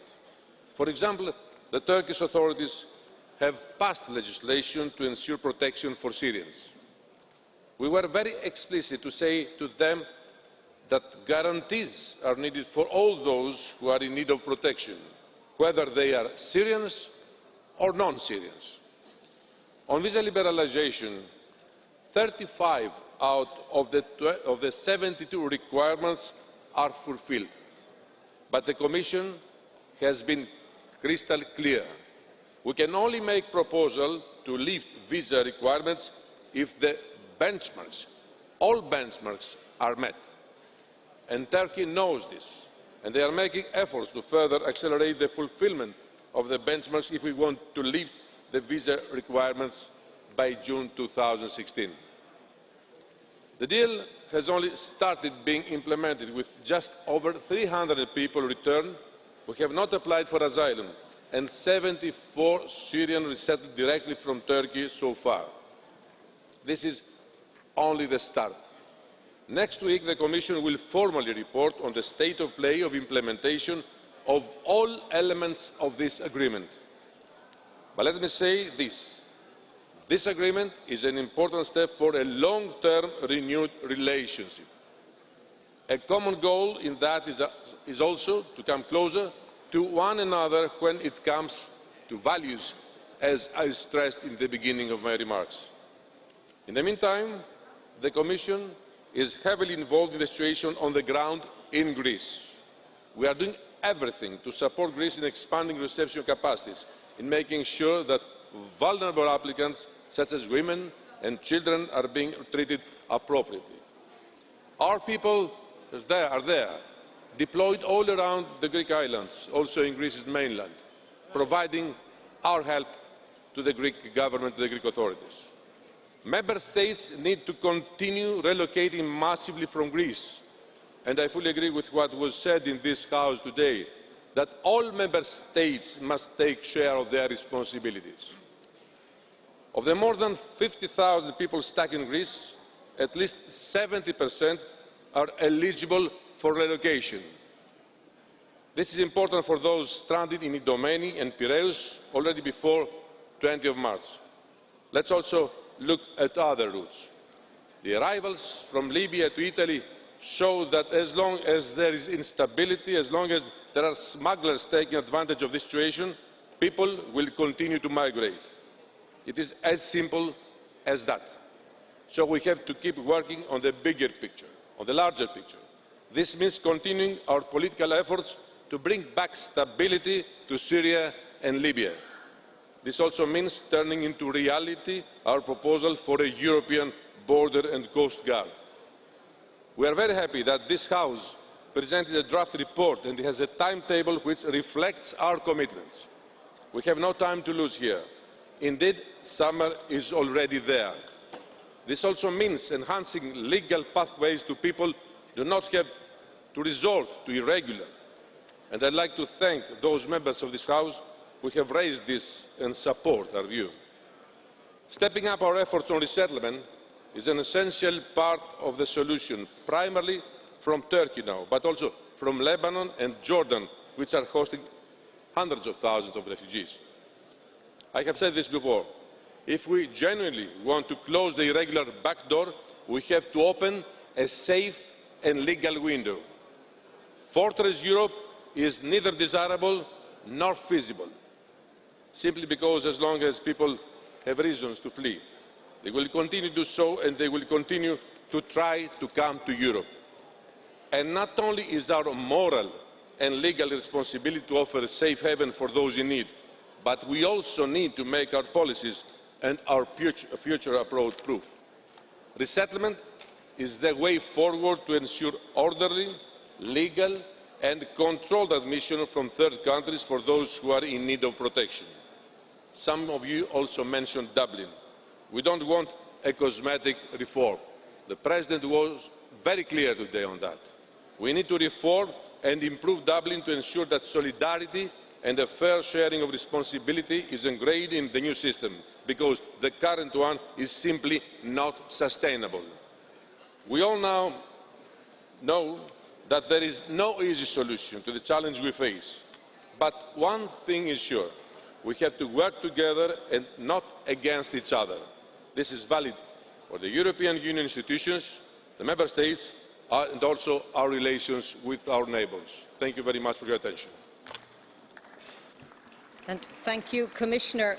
Colleagues, before I give the floor to the President of the Council, could I ask those who are in the corridors to please pay attention to the debate now? So, President Tusk, you have the floor. Thank you very much. There are several aspects of our debate I would like to refer to. First one, relocation. Relocation is and will be one of the key elements of the European solution to the crisis. And in this aspect, of course, we need solidarity, I have no doubt. But we would make a mistake if it became the main tool of our policy, because it would be a simple incentive for further, even greater migration flows. You know, something like an encouragement for possible new migrants. And this is why I think we have to be very cautious, especially when it comes to communication with the outside world. In the debates, Presidents Kamall and Verhofstadt referred to statistics on irregular migration in the context of the old new route, I mean the Mediterranean route. I am always very cautious when it comes to statistics. I have some reasons to be cautious, but today it is indeed worth considering them. First, as for the Balkan route, it is true that 150,000 irregular migrants have arrived to Europe since the beginning of this year.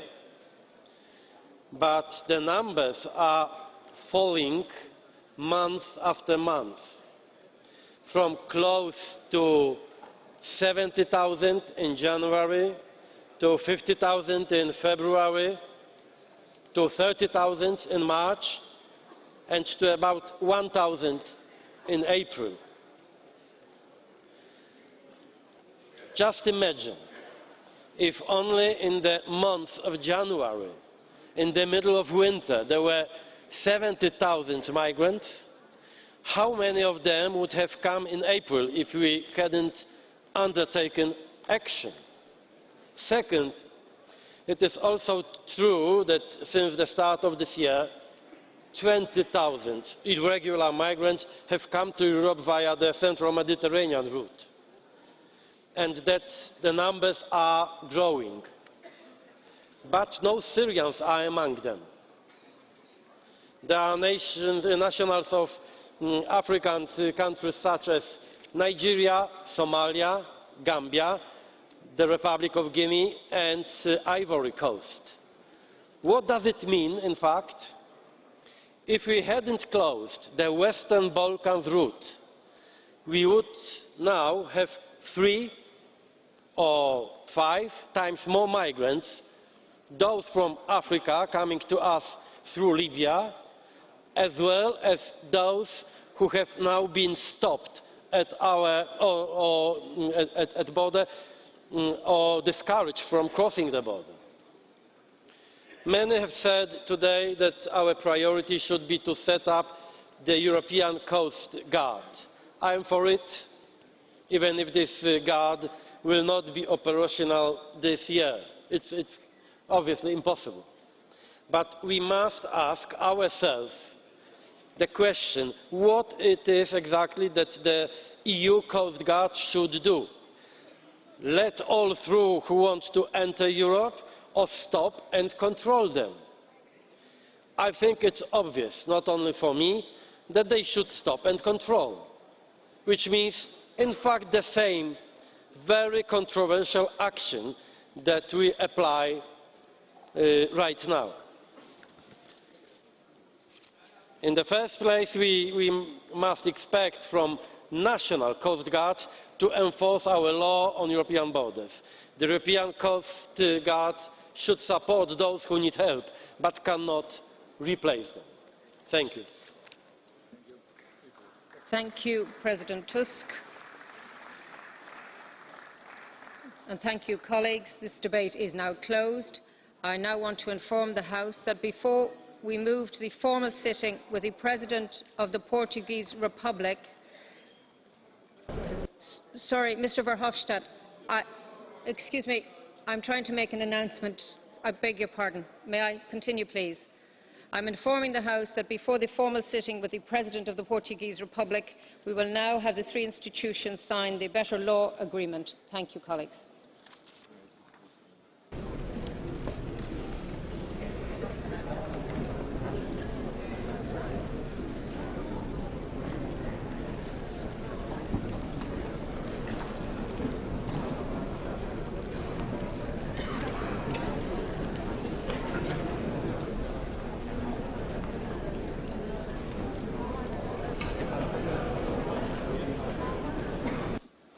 Liebe Kolleginnen und Kollegen, ich darf Sie bitten, Platz zu nehmen. Wir unterzeichnen.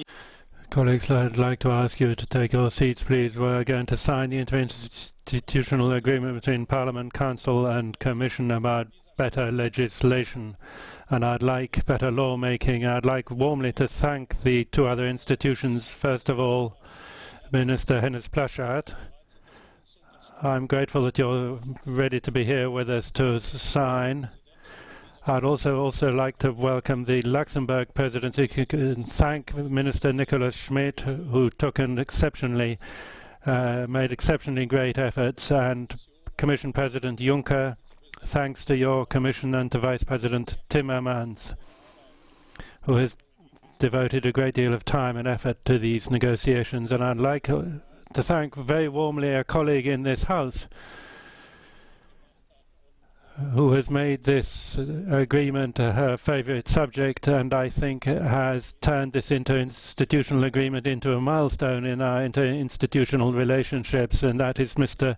Guy Verhofstadt, whom I would like very warmly to thank for his work. And I'd like to ask him to take part in the signature. And now let's go down together with Mrs. Hennis Plasschaert and sign.